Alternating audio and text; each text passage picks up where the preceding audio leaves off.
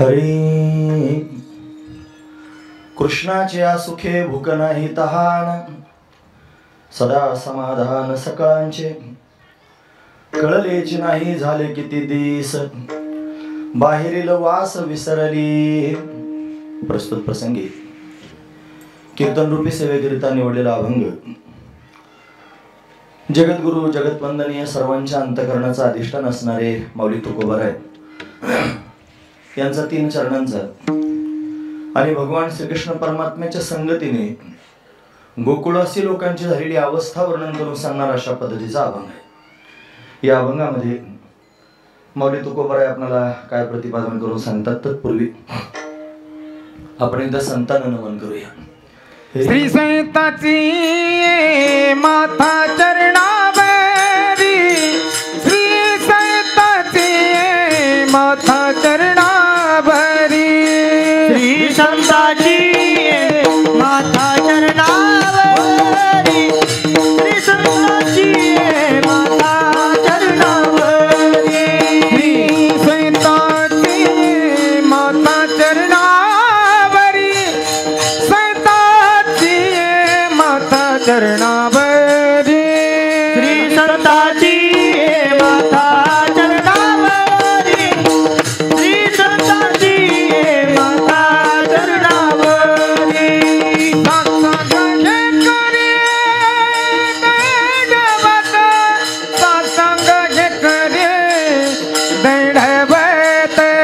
साष्टांग हे करे दंडवत, साष्टांग हे करी दंडवत,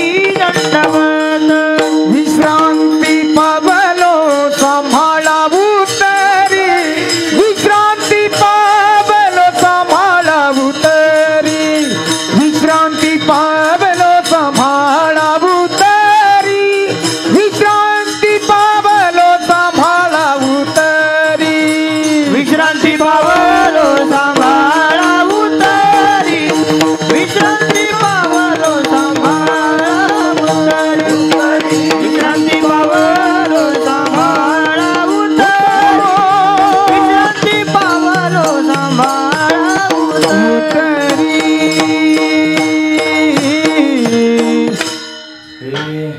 हा वचन ऐका कमळापती, वचन ऐका कमळापती, वचन ऐका कमळापती, वचन ऐका कमळापती.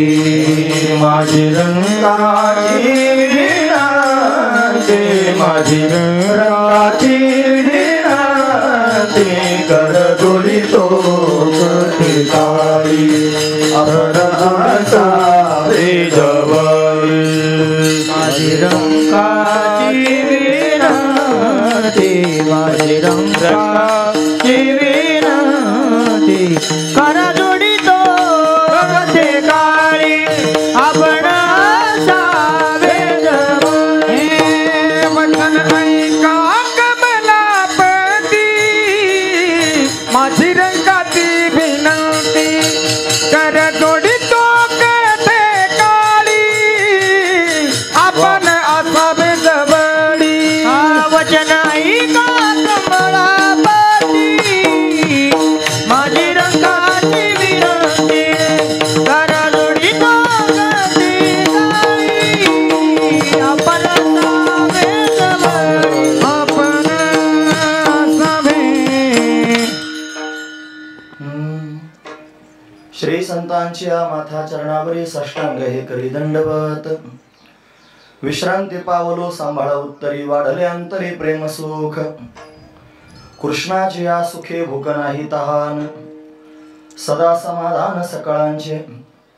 कळलेची नाही झाले किती दिस, बाहेरील वास विसरली. प्रस्तुत प्रतिवर्षीप्रमाणे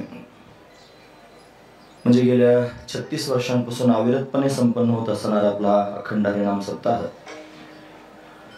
या सप्ताहातील असणारी ही काल्याची म्हणजे प्रसादाची असणारी भगवंताची कीर्तन रूपी सेवा, हे अकारण करुणा वरुणालय भक्तकाम कल्पद्रुम भगवान पांडुरंग परमात्म्याच्या अथांग करुणेनं, त्याच्या दयेनं या सर्व संयोजक मंडळींच्या माध्यमातून, ग्रामस्थांच्या माध्यमातून, विशेष करून आदरणीय हरिभक्तीपरायण श्री अशोक महाराज शिंदे आहेत, त्यांच्या संपर्कातून, आदरणीय दादांच्या प्रेमातून आमच्या वाटेला आलेली आहे.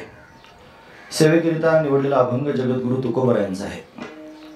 तुकोबरा अभंगाच्या माध्यमातून आणि कृष्ण परमात्म्यानं गोकुळवासी लोकांना जे विलक्षण सुख प्राप्त करून दिलं, त्या सुखानं सुखी झालेल्या गोकुळवासी लोकांची जी अवस्था आहे ती वर्णन करून सांगतात. काय सांगतात महाराज? कृष्णाच्या सुखे भूक नाही तहान, कृष्णाचं सुख गोकुळवासी लोकांना प्राप्त झालं. बाकीचं काय आठवच ना महाराज. तहान भूक सगळं विसरून गेलं आणि सदैव समाधानाची स्थिती शिल्लक राहिली. सदा समाधान सकळांचे, सदैव सर्वांचं समाधान प्राप्त झालं. सुख प्राप्त होणं वेगळं आणि समाधान प्राप्त होणं वेगळं. ते म्हणजे सुखी तर झाले कृष्णाच्या सुखाने, पण फक्त सुखी झाले असं नाही, समाधानी झाले. सदैव समाधान सकळांचे, सर्वांना समाधान प्राप्त झालं. पण भगवान जोपर्यंत या गोकुळवासी लोकांच्या संगतीत होता ना, तोपर्यंत सगळे दिवस कसे निघून गेले हे कळालंच नाही महाराज. कळलीच नाही. झाले किती दिवस. बाहेरील वास विसरली, बाहेरचं सगळं जगच विसरून गेले. वास शब्दाचा अर्थ होतो इच्छा, वासना, अपेक्षा, आकांक्षा. बाहेरचं सगळं जग विसरूनच गेले.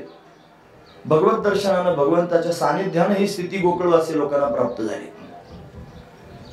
आपण संसारातली सगळीची सगळे कामं आपण करतो आहोत, पण काम करताना मात्र हे काम मी करतोय, माझ्याकरता करतोय ही भावनाच पोटात राहिली नाही महाराज.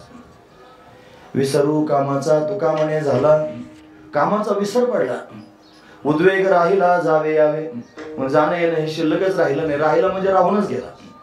तो जाण्या येण्याचा उद्वेगच संपून गेला, हा एक अर्थ करता येईल. आणि भगवंताच्या संगतीने जन्म मरणाची परंपरा सुटली म्हणजे परत जन्माला यायचा आणि मरायचा हा उद्वेग संपून गेला. अशा पद्धतीने गोकुळवासी लोक सुखी झाले. फक्त सुखी नाही तर समाधानी झाले. ते समाधानी झालेले आहेत. त्यांच्या त्या समाधानाचं वर्णन जगद्गुरु तुकोबरा या अभंगाच्या माध्यमातून करून सांगतात. असा अभंगाचा सरळ अर्थ पाहण्याचा आपण प्रयत्न केला. हे विठोबा घुमाई घुमार घुमार घुमार घुमाई घुमार घुमाई घुमार घुमाई घुमार घुमाई घुमार घुमाई घुमार घुमाई घुमार घुमाई घुमार घुमाई घुमार घुमाई घुमार घुमाई घुमार घुमाई घुमार घुमाई घुमार घुमाई घुमार घुमाई घुमार घुमाई घुमार घुमाई.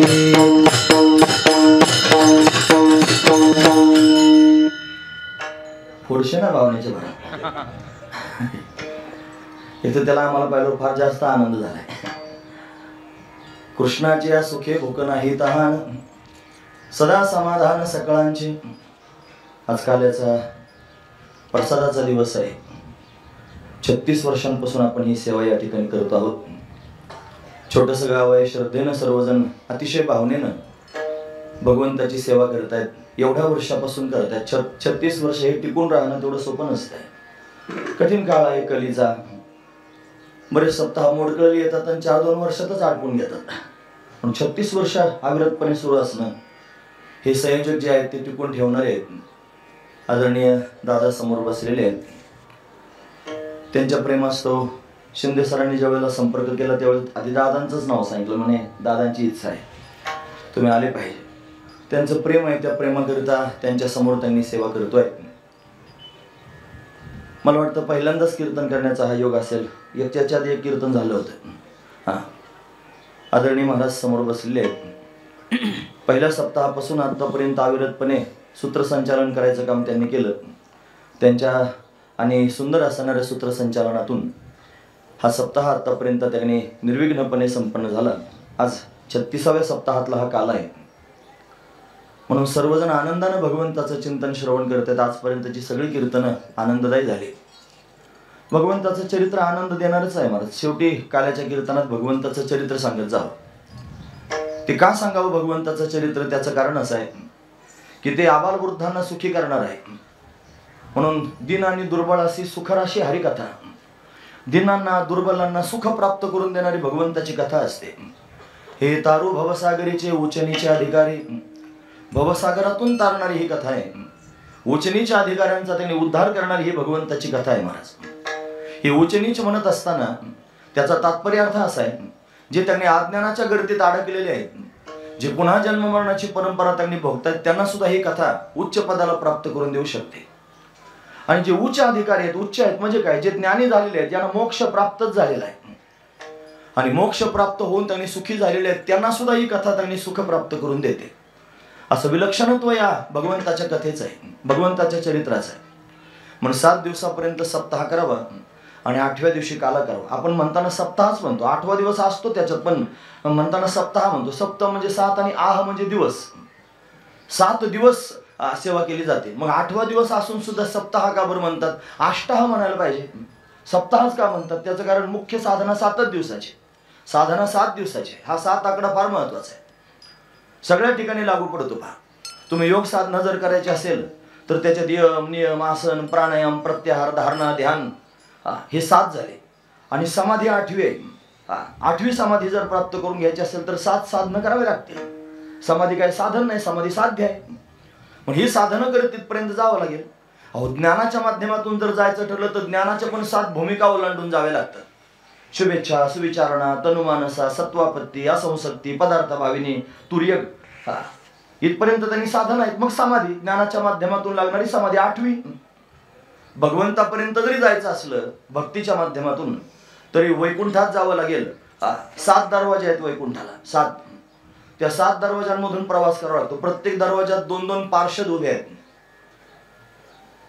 जय विजय, नंद सुनंद, बल सुबल असे 14 नाव आहेत मराठी त्यांची. म्हणून 7 दरवाजे ओलांडून गेले की मग 8वा भगवान पाहायला मिळतो. म्हणून त्यांनी 7 दिवस ही परंपरा सप्ताहाची पाहायला मिळते. आणि त्याच्याच 8व्या दिवशी काला करायचा. म्हणजे 7 दिवसाच्या सप्ताहामध्ये साधना करायची आणि साधना करून साध्य प्राप्त करून घ्यायचं. आणि आता काहीच करायचं शिल्लक राहिलं नाही, मग भगवंताचं चिंतन करायचं. त्याला ज्ञानोत्तर भक्ती असं म्हणतात.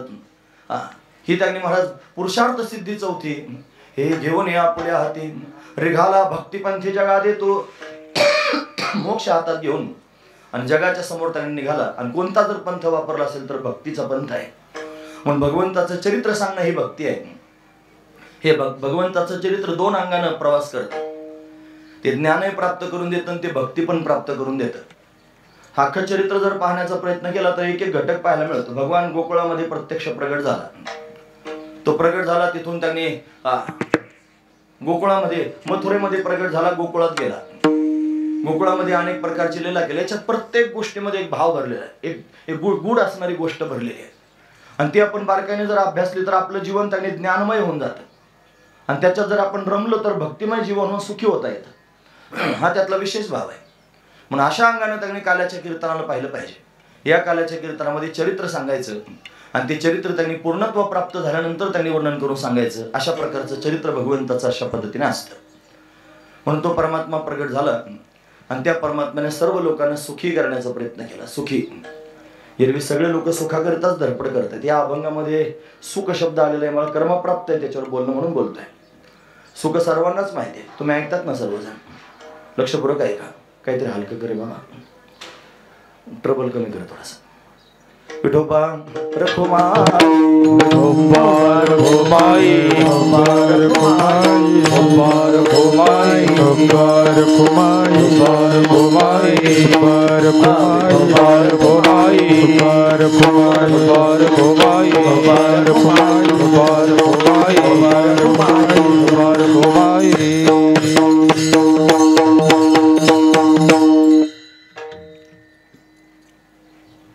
म्हणून भगवान श्रीकृष्ण परमात्म्याचं चरित्र सुखदायक आहे. सुख शब्द क्रमशः या अभंगात आलेला आहे. सुखाचा सगळ्याच लोकांना परिचय असतो. सुखाची व्याख्या ज्यानं त्याने वेगळी तयार केलेली आहे. अनेक प्रकारची सुख मला तुमच्यासमोर वर्णन करून सांगता येतील. सगळ्यात पहिलं, सामान्य लोकांच्या दृष्टिकोनातून जर सुख पाहायचं असेल तर सामान्य लोकांना विषयामध्ये सुख अशा पद्धतीने वाटतं. वास्तविक पाहता विषयामध्ये सुखाची कल्पना करणं हे साधू संतांना मान्य नाही. नवे नाहीच विषयामध्ये सुख. मग विषयामध्ये सुख कसं काय मानतात? जर नाही तर त्यांनी महाराज मानायचं कसं? अहो, प्रत्यक्ष आमचा अनुभव आहे, विषयामध्ये सुख आहे. विषय म्हणजे काय? शब्द, स्पर्श, रूप, रस, गंध हे विषय आहेत, पंचविषय. मग या विषयांच्या अंतर्गत त्यांनी बाकीचे सगळे विषय मोडतात. पत्नी विषय आहे, पुत्र विषय आहे, धन विषय आहे, संपत्ती विषय आहे. या विषयांच्या प्राप्तीकरिता आपण धावपळ करतो. मग बायको प्राप्त झाल्यानंतर सुख होतं का नाही सांगा? तुम्ही ऐकतात ना सगळेजण? बायको केल्यावर सुख होतं का नाही? नाही होत. मग करता कशाला? सगळ्यात मोठा प्रश्न आहे. जर नाही होत तर अहो लोकांना पत्नी प्राप्त करण्याकरिता केवढा अट्टहास. पंढरपूरच्या वारीला जरी पायी गेलं तरी पांडुरंगाच्या समोर उभा राहून म्हणतो, कधी करशील लग्न माझे तुझं ठावे विठ्ठला. देवा कधी माझं लग्न होईल रे, काहीतरी कृपा करून लवकरात लवकर माझं लग्न अशा पद्धतीने कर. बायको करण्याकरिता केवढा अट्टहास असतो. बायकोमध्ये सुख जीवाना त्यांनी वाटतं. लोक म्हणतात काही सांगायला लागला बायको सुखणारे, बायको करण्याकरिता एवढा अट्टहास. सुख मिळतं म्हणूनच करतात. पुत्र प्राप्त करून घेण्यामध्ये सुख वाटतं. मुलगा झाला लोक सुखी होतात. पेढे उगाच वाटतात का? सुख झालं म्हणूनच वाटतात. धन प्राप्त झालं, पद प्राप्त झालं, फार मोठा बंगला गाडी घेतली आणि लोक आवर्जून त्यांनी महाराज गाडी घेतली की पेढे वाटायला सुटतात. म्हणजे का बरं? गाडी घेतली म्हणजे काय झालं? त्याला सुख झालं ना. बिगर सुखाचं कसं काय? मग एवढं सुख त्यांनी प्रत्यक्ष विषयामध्ये प्रतीतीला येतं आणि ते प्रतीतीला येऊन सुद्धा तुम्ही नाही म्हणता. हे नाही का म्हणता ते सांगा. म्हणले नाहीच त्याच्यामध्ये. मग प्रतीतीला काय येतं? एक दृष्टांत सांगतो. तुम्ही ऐकतात ना सर्वजण? आपण सगळ्यांनी दिवाळीचे लाडू खाल्ले की नाही? सगळ्यांनी खाल्ले लाडू महाराज. मला सगळे एकमुखानं सांगा, लाडू गोड असतो की नाही? कसा असतो लाडू? गोड असतो. तुमच्या सगळ्यांचा अनुभव काय? लाडू कसा आहे? गोड असतो. परत बदला बदली करायची नाही. लाडू कसा असतो? गोडच असतो. सगळ्यांना गोड लागला लाडू. मग मावशीने लाडू तयार केला. तिने रवा घेतला, तो चांगला निवडला, त्याच्यात तूप टाकून चांगला भाजला. भाजल्यानंतर त्याने त्याच्यामध्ये दूध घातलं. दूध घालून त्याचे लाडू अशा पद्धतीने बांधले, डब्यात घालून ठेवले आणि आपण गेलो आणि फार प्रेमाचं पाहुणा आलं म्हणून तिनं डिशमध्ये 2 लाडू घेतले. हातोडाला मृदंग लावायचा हातोडा पण दिला. बऱ्याच वेळ फुटत नाहीत ना लाडू महाराज, पण द्यावा लागला तो. आता नाही फुटल्यावर काय करत? दात पडतात, लाडू फुटत नाही. असे त्यांनी 2 लाडू दिले खायला आणि तुम्ही लाडू घेतला, फोडला आणि खाल्ला. कसा लागला? गोड. गोड लागला? कसाच नाही लागला. तुम्ही जर प्रक्रिया ऐकली असली लाडूची, परत एकदा ऐका. परत सांगतो तुला संपत सांगतो, तुला प्रक्रिया सांगतो. ऐकतो. लाडू तयार केला, रवा घेतला, तो त्याने निवडला, तो चांगला भाजला तूप टाकून, त्याच्यामध्ये दूध घातलं आणि लाडू बांधले आणि डब्यात घालून ठेवले आणि तुला खायला दिलं. खा आता. कसा लागला सांग? गोड अजिबात नाही लागला. का बरं गोड नाही लागला? त्याच्यात साखर नव्हती. हे कळायला लागलं की नाही तुम्हाला? आता फार सोपं आहे महाराज. मी जास्त अवघड त्यांनी सांगून सोपं करणार आहे. लक्षपूर्वक ऐका. लाडू सगळ्यांनी खाल्ला आणि एकालाही गोड लागला नाही. आधी सगळ्यांचं उत्तर काय होतं? लाडू कसा असतो? आता का बरं नाही म्हणता? काय चुकलं? साखर नाही घातली. तुमच्या माहितीकरता सांगतो, लाडू नावाची जिन्नस कधीच गोड नसते. साखर गोड असते. लाडू कधीच गोड नसतो. लाडू कधीच नसतो. साखर गोड असते. फार महत्वाचा विचार आहे. मग लाडू का बरं गोड लागतो? साखरेच्या संगतीने गोड लागतो. तसं विषयामध्ये सुख कधीच नसतं. मग आपल्या अंतःकरणाची वृत्ती, शास्त्र सांगतो, आपल्या अंतःकरणाची वृत्ती विषयाच्या प्राप्तीकरिता चंचल झालेली असते. तिच्या ठिकाणी चंचलता निर्माण होतो. विषय प्राप्ती करता, या विषयाची मला प्राप्ती करून घ्यायची आणि ते प्राप्त करून घेण्याकरिता माझी चित्तवृत्ती त्यांनी आता व्याकुळ झालेली आहे, चंचल झालेली आहे. कर्मधर्म संयोगानं माझी तरतूद झाली आणि तरतूदने हा विषय मला प्राप्त झाला. हा विषय प्राप्त झाल्याबरोबर माझ्या अंतःकरणाची धावणारी वृत्ती थांबली, शांत झाली, स्थिर झाली. आणि वृत्ती ही शुद्ध सत्वगुणाचं कार्य आहे महाराज. अंतःकरणाची वृत्ती शुद्ध सत्वगुणाचं कार्य आहे. त्या शुद्ध सत्वगुण रूपी असणाऱ्या वृत्तीमध्ये आणि आत्मानंदाचं भान होतं. आत्मानंदाचं भान होतं. सुख आत्म्याच्या ठिकाणी आहे. सुख जर राहतं कुठं? फक्त आत्मस्वरूपाच्या ठिकाणी आहे. तैसा हृदयामध्ये मी रामो, असता सकळ सुखाचा आरामो. हे का भ्रांताशी कामो विषयावर आहे. भ्रांत पुरुषाला विषयामध्ये सुख वाटतं. भ्रमित झालेला मनुष्य विषयाच्या माध्यमातून सुखाची कल्पना करतो. सुख त्याच्या हृदयात आहे. आत्मा सुखरूप आहे. मग काय होतं? आपल्या आत्म्याचं सुख त्याच्यामध्ये प्रतिबिंबित होतं. हा महत्वाचा विचार आहे. पण त्याला असं वाटतं की विषयातून सुख झालं. विषयातून नाही होत महाराज. अजून ग्राम्य दृष्टांत सांगू का? ह्या सुखाकरिता मला सुखावर जास्त बोलायचं. पुढे कृष्णाचं सुख प्राप्त करून घ्यायचं ना, ते श्रेष्ठ सुख आहे. क्रमाक्रमानं त्या सुखापर्यंत गेलं पाहिजे. मी अभंगावरच बोलणार आहे, चिंता करू नका. आणि मी 12:30 वाजेपर्यंत बोलणार आहे. म्हणजे परत एखाद्याचा बीपी कमी जास्त व्हायला नको म्हणून आधी सांगून ठेवतो. म्हणून सुख या मुद्द्यावर त्यांनी बोलायचं ना. ग्राम्य दृष्टांत सांगतो. आपल्या दारापुढे जर एखादा कुत्रा आला तर कुत्रा आल्यानंतर आपण त्याला काय म्हणतो? या म्हणतो. बसा, एक भाकरी झाली, मी अर्धी खातो, तू अर्धी खा, असं कोणी म्हणतं त्याला नाही. आल्यावर पहिला शब्द त्याच्याकरता वापरला जातो हाड. आहे की नाही? हाड म्हणतात. हाड म्हणणं म्हणजे काय? कुत्र्याचा अपमान आहे का रे? हाड म्हणणं म्हणजे कुत्र्याचा अपमान आहे का काय? त्याला माणसं हाड म्हणलं की त्याला वाटतं अपमान केला. अपमान नाही हो, कुत्र्याचा अपमान नाही हाड म्हणजे. हाड म्हणजे कुत्र्याला दिलेलं प्रलोभन आहे. हाड म्हणजे कुत्र्याला सगळ्यात जास्त काय आवडतं? हाड. कुत्र्याच्या आवडीचा विषय काय? हाड. नाही लक्षात आलं तुमच्या? कुत्र्यांना सगळ्यात जास्त हाडं आवडतात महाराज. म्हणजे जे हाडावर जास्त तुटून पडतात ते सगळे. मी काय म्हणलो नाही पुढचं, तुम्ही हसायला लागले. मला माझ्या अंगावर बला नको महाराज. हाड म्हणजे कुत्र्याला काही अपमान करत नाही, त्याला प्रलोभन दिलं जातं. असं हाड म्हणलं की कुत्रं पळतं, त्याला 200 वर्षापूर्वीचं हाडूक दिसतं, ते दातात घेऊन चावायला लागते. ते चावायला लागलं ना की त्या दुसरा कुत्रा जर समोर आला ते त्याच्याकडे पाहून गुरगुर करते, देत नाही मारत त्याला. ते आता 200 वर्षाच्या हाडकातून काय रक्त बाहेर पडणार आहे का? मग ते चावून स्वतःच्या हिरड्यांमधून रक्त येतं त्या हाडावर पडतं. कुत्र्याच्याच हिरड्यातून रक्त निघतं हाडावर पडतं. दृष्टांत दिलाय महाराजांनी. म्हणले श्वानाला जर पक्वान्नाचं भोजन पण षड्रसाचं भोजन दिलं तरी त्याचं चित्त हाडावरच धावतं. हा महत्वाचा विचार आहे. ते हाडावर त्यांनी रक्त पडतं त्याच्या हिरड्यांमधून. मग त्याला वाटतं या हाडातून रक्त प्राप्त होतं आणि ते चाटायला लागतं. हाडात रक्त नाही निघत, त्याचं स्वतःच आहे. तसं सुख जे आहे ते पत्नीत नाही, ती मुलांमध्ये नाही. जर पत्नीत सुख असतं, जर पत्नीमध्ये सुख असतं तर पत्नीचं जे सुख सुरुवातीला प्राप्त होतं ते 2 वर्षांनी तसंच राहिलं पाहिजे. 2 वर्षानंतर तसंच राहिलं पाहिजे. खरं सांगा तसंच राहतं का? नाही. एक पाहिला मी लग्नवाला, म्हणजे चौरंगावर उभा होता, बुट पायात होते, उंच होता. आता आपल्याकडे असंच असतं, नवरी जरा बारीक असते, नवरदेव उंच असतो, त्याला चौरंग असतो, नवरीला पाठ असतो, त्याच्यावर उभा नवरदेव राहिला होता. आंतरपाठ धरतात की नाही, दृष्ट वधूवरा न करिता दोन्ही करावी. आता न तसं उगाच म्हणून असं त्याने आंतरपाठ धरतात. एवढा उतावळा झाला महाराज की ते बुट पायात असून चौरंगावर उभा असून असं बघत होता तिला. नवरी बघाय करता एवढा बावळा झाला. याला उतावळा नवरा गुडघ्याला बाशिंग म्हणायचं, एवढा उतावळा झाला होता बायको पाहण्याकरता. 2 वर्षानंतर त्यांनी नगरला भेटला, कोर्ट गल्ली चक्रा मारित होता. म्हणलं का रे चक्रा? तिचं तोंड पाहायचो नाही म्हणलं. 2 वर्षात जिचं तोंड पाहण्याकरता मरायला लागला तू, आणि 2 वर्षात नाही म्हणतो. तिच्यात जर सुख असतं तर कायमस्वरूपी राहिलं असतं.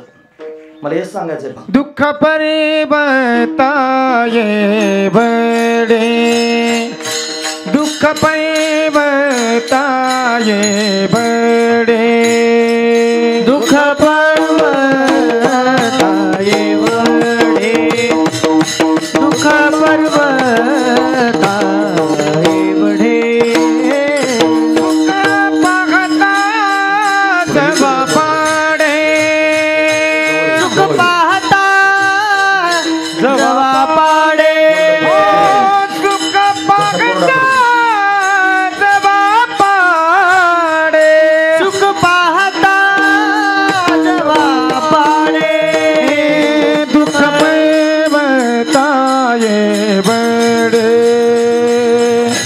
दुःख पर्वताये बडे, दुःख पर्वताये बडे,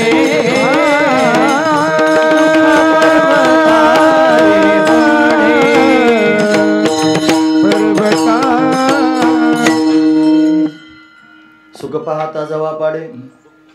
तुकाराम महाराजांनी प्रमाण सांगितलं. तुकाराम महाराजांचं प्रमाण आहे ना, म्हणजे सुख पाहता जवा पाडे, दुःख पर्वता एवढे. एवढं सुख आहे महाराज, पर्वता एवढं त्यांनी दुःख विषयामध्ये पाहायला मिळतं. म्हणून विषय त्यांनी दुःखकारकच आहेत. पत्नीत जर सुख असतं तर शेवटपर्यंत सुख वाटलं असतं, नंतर कमी होतं. याचा अर्थ तिच्या सुख नाही. मुलात जर सुख असेल, पेढे वाटत होता, ते लाथा घालायला लागल्यावर म्हण ना पेढे घ्या 2 त्यानं आज पोराने मला लाथ घातली. बस आज एवढा पेढा खास तुम्ही, एका पोराने आपल्याला मस्त दणकून लाथ घातली. असं एखादा म्हणतो का महाराज घ्या पेढा आणि पोराने लाथ घातली? का बरं? अहो ते सुख नाही त्याच्यामध्ये. जर असतं तर कायमस्वरूपी राहिलं असतं. पत्नी हा विषय आहे, पुत्र हा विषय आहे, संपत्ती हा विषय आहे, पण त्याच्यात सुख नाही. ते सुख आत्मस्वरूपाच्या ठिकाणी लक्षात ठेवा. म्हणून आपण भ्रमात आहोत. भ्रांताशी कामो विषयावरी महाराज म्हणतात. म्हणून त्या विषयांमध्ये सुख नाही. हे ज्या वेळेला प्रॅक्टिकलवर येतो ना आपण त्यावेळेला कळतं महाराज. ज्या वेळेला संसाराची धुंदी डोळ्यावर असते ना तोपर्यंत या सगळ्या गोष्टी कळत नाहीत महाराज.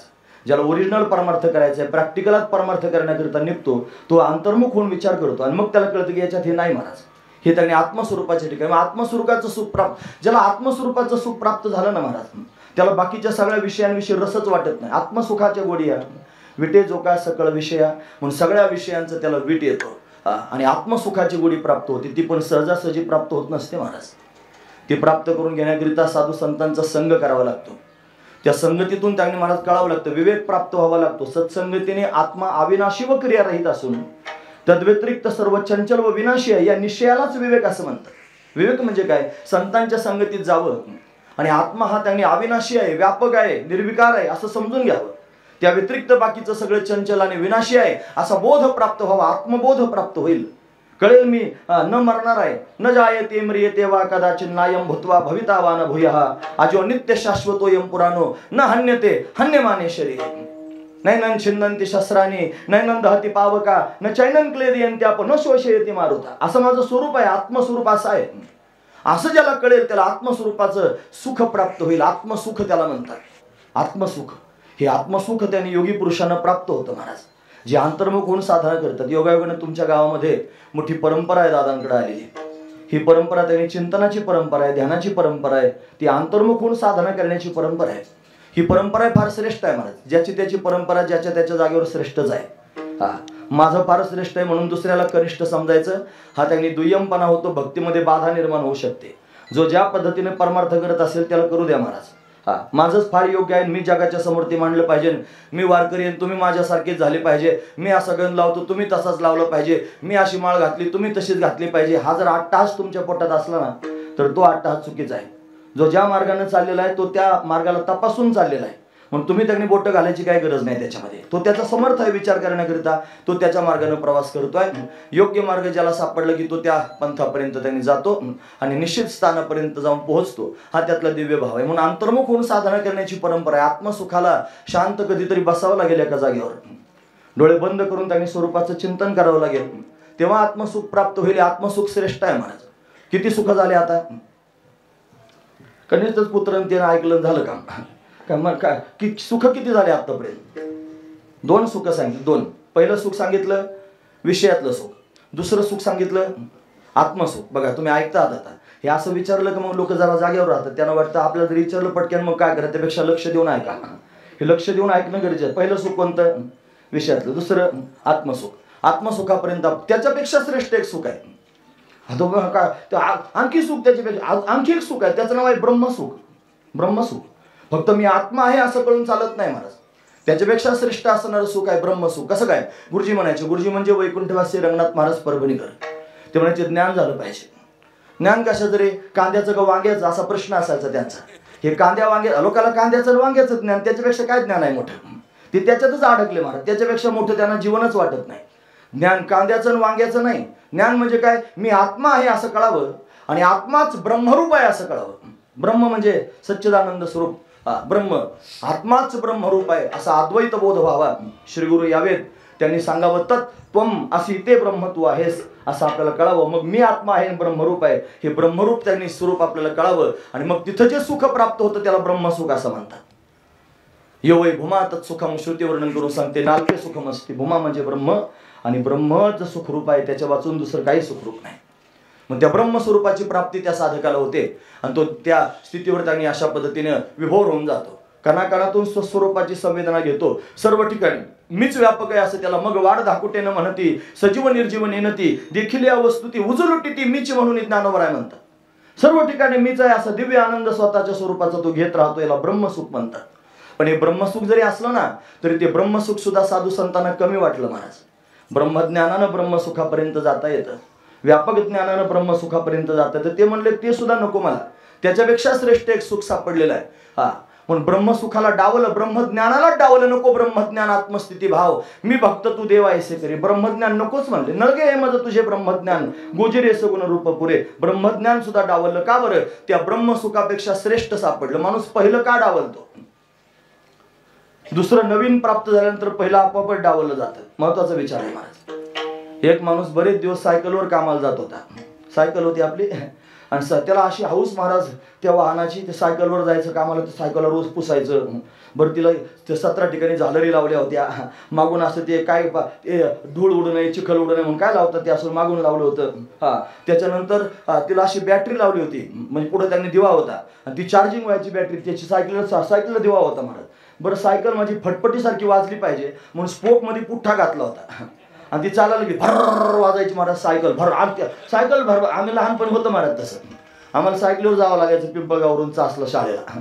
मग आम्हाला हौस असायची. मग त्यात पुठ्ठा घातला स्पोकमध्ये की भर्र वाजलं की गाडी आल्यासारखं, इतकी हौस. कालांतराने त्याला 4-2 रुपये मिळाले आणि 4-2 रुपये मिळाल्यानंतर त्याने लुना विकत घेतली. लुना, आता लुनाला पॅन्डल मारावं लागतात काय? नाही, काही होत्या लुना पॅन्डलच्या सुद्धा सुरू करायला पुरतं, पण एकदा टूर सुरू झाली की मग ती सुरूच मारत. मग अशी त्याने मारत त्याला ती लुना भेटली. त्याने पैसे जमा केले, लुना घेतली. लुना घेतल्यानंतर त्याने आता सायकलची गरज राहिली का? नाही. सायकल चांगली नव्हती का? होती. बरं तिची ठेप नव्हती का? होतं. बरं ती भर वाजत नव्हती का? रात्रीच टायमाला लाईट लागत नव्हती का? सगळं होत होतं महाराज. फार जीवाची सायकल होती. आधी 22ची होती, नंतर 24ची घेतली. असे त्याला पण पूर्वी होतं. आता काय सायकलीच राहणार नाही, कशाला त्याने लोक ध्यानात ठेवतील, पण अशी घेतली महाराज त्यानं. सायकल फार चांगली होती, पण लुना घेतली. लुना घेतल्यानंतर सायकलचं डिमांड जेच कमी झालं. आता फक्त लुनाच. त्या सायकलीवर अशी धूळ बसली महाराज. महिना तिच्याकडे पाहिना का? तुमच्या लक्षात येतं ना, नवीन भेटलं आणि पहिल्यापेक्षा चांगलं भेटलं म्हणून जुन्याचा विसर पडला. तसं ब्रह्मज्ञान आहे आणि ब्रह्मज्ञानानं ब्रह्मसुख प्राप्त झालं, पण त्याच्यापेक्षा श्रेष्ठ अजून एक सुख आहे. तुम्हाला काय शिडी लावली का सुखाची? याच्यापेक्षा श्रेष्ठ ते, त्याच्यापेक्षा श्रेष्ठ ते. बघा ना आता कितवं चालू आहे. पहिलं सुख कोणतं सांगितलं? विषयातलं. दुसरं सुख कोणतं सांगितलं? आत्मसुख सांगितलं. तिसरं सुख कोणतं सांगितलं? ब्रह्मसुख सांगितलं. त्याच्यापेक्षा श्रेष्ठ सुख आहे, त्या सुखाचं नाव आहे भक्तिसुख. भक्ती प्रेम सुख त्याला नाव आहे, भक्ती प्रेम सुख. ती कोणालाही कळत नाही. महाराज वर्णन करून सांगतात, हे भक्ती प्रेम सुख ने नव्हे आणि का, भक्ती प्रेम सुख ने नव्हे, भक्ती प्रेम सुख ने नव्हे आणि का, भक्ती प्रेम सुख ने नव्हे आणि का, पंडित वाचका ज्ञानी आसी, भक्ती का वाचका ज्ञानी आसी, भक्ती का वाचका ज्ञानी आसी. भक्ती प्रेम सुख ने नव्हे आणि का, पंडित वाचका ज्ञानी, अशी श्रेष्ठ सुख आहे, त्याचं नाव आहे भक्ती सुख. ते म्हणले हो मोक्ष प्राप्त झाला, पण नको म्हणले त्याला. मोक्षपदे तुच्छ केली या कारणे, कशा आम्हा जन्म घेणे युगायोगी, का बरं जन्म घ्यायचा? म्हणले विटे ऐसे सुख नोहे भक्तिरस. भक्ती सुख आहे आणि ते आवीट असणारं सुख आहे. तो नवरी त्यांनी घेऊन आलेला 2 वर्षानं नको म्हणतो, तिचं तोंड पाहायला सुद्धा त्याला जड जात आहे. त्याचं लग्न जमल्यानंतर त्यांनी फोनच खाली ठेवत नाही महाराज. ते फार फोन फुटायला होतं एवढं त्या फोनवर बोलतो. 2 वर्षानं बोल बरं म्हणा बायको बरोबर एवढा 3 तास तुला बोलता येतंय का? जमतच नाही महाराज, ते शक्यच नाही.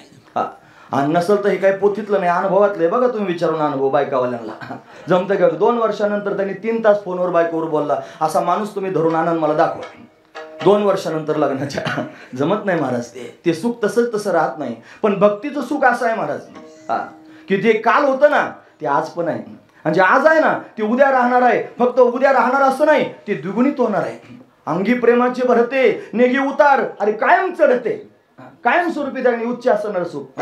सुख खडोखडी वाढू लागे, सुख खडोखडी वाढू लागे,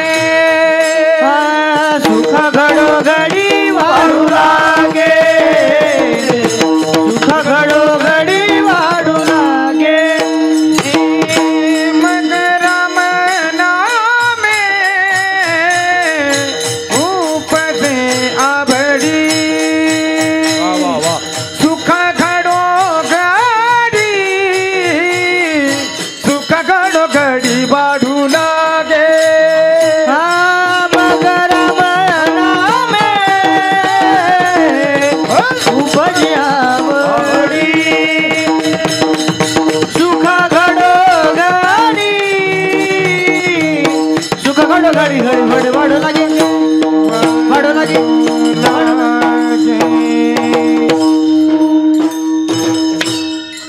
मग राम नामे उपजे आवडी, सुख घडोघडी वाढू लागे. कशातलं सुख वाढू लागे? परमार्थातलं सुख वाढत राहतं, आणि संसारात ज्याला तुम्ही सुख म्हणता ते घटतच राहतं महाराज. नाईलाज असतो, लोक नंतर संसार करतात. कोणी जर विचारून कसं काय बरं आहे, ते म्हणतं फार समाधान आहे. त्याच्या तोंडावर फक्त त्याने समाधानाचा मुलामा लावलेला असतो. समाधान नसतंय महाराज पोटात, कुठं जळतं त्याची त्यालाच माहिती आहे. मग घरात काय धुसफूस असते, कोण राग करतं, कोण पान उतारा करतं, ते सहन करतं महाराज. झाकली मूठ 1.25 लाखाची बामटे सांगत नाहीत लोकांसमोर की मला एवढा सासूरवास आहे घरात, बायको असं म्हणतील, पोरग तसं म्हणतं, सांगत नाहीत. फक्त लोकांना सुख दाखव, फार सुखात आहे. कशाचं सुख आहे? तुला कोपऱ्यात कोचून आणते ते कुठं सांगतो लोकांना. सरळ मुद्दा आहे महाराज.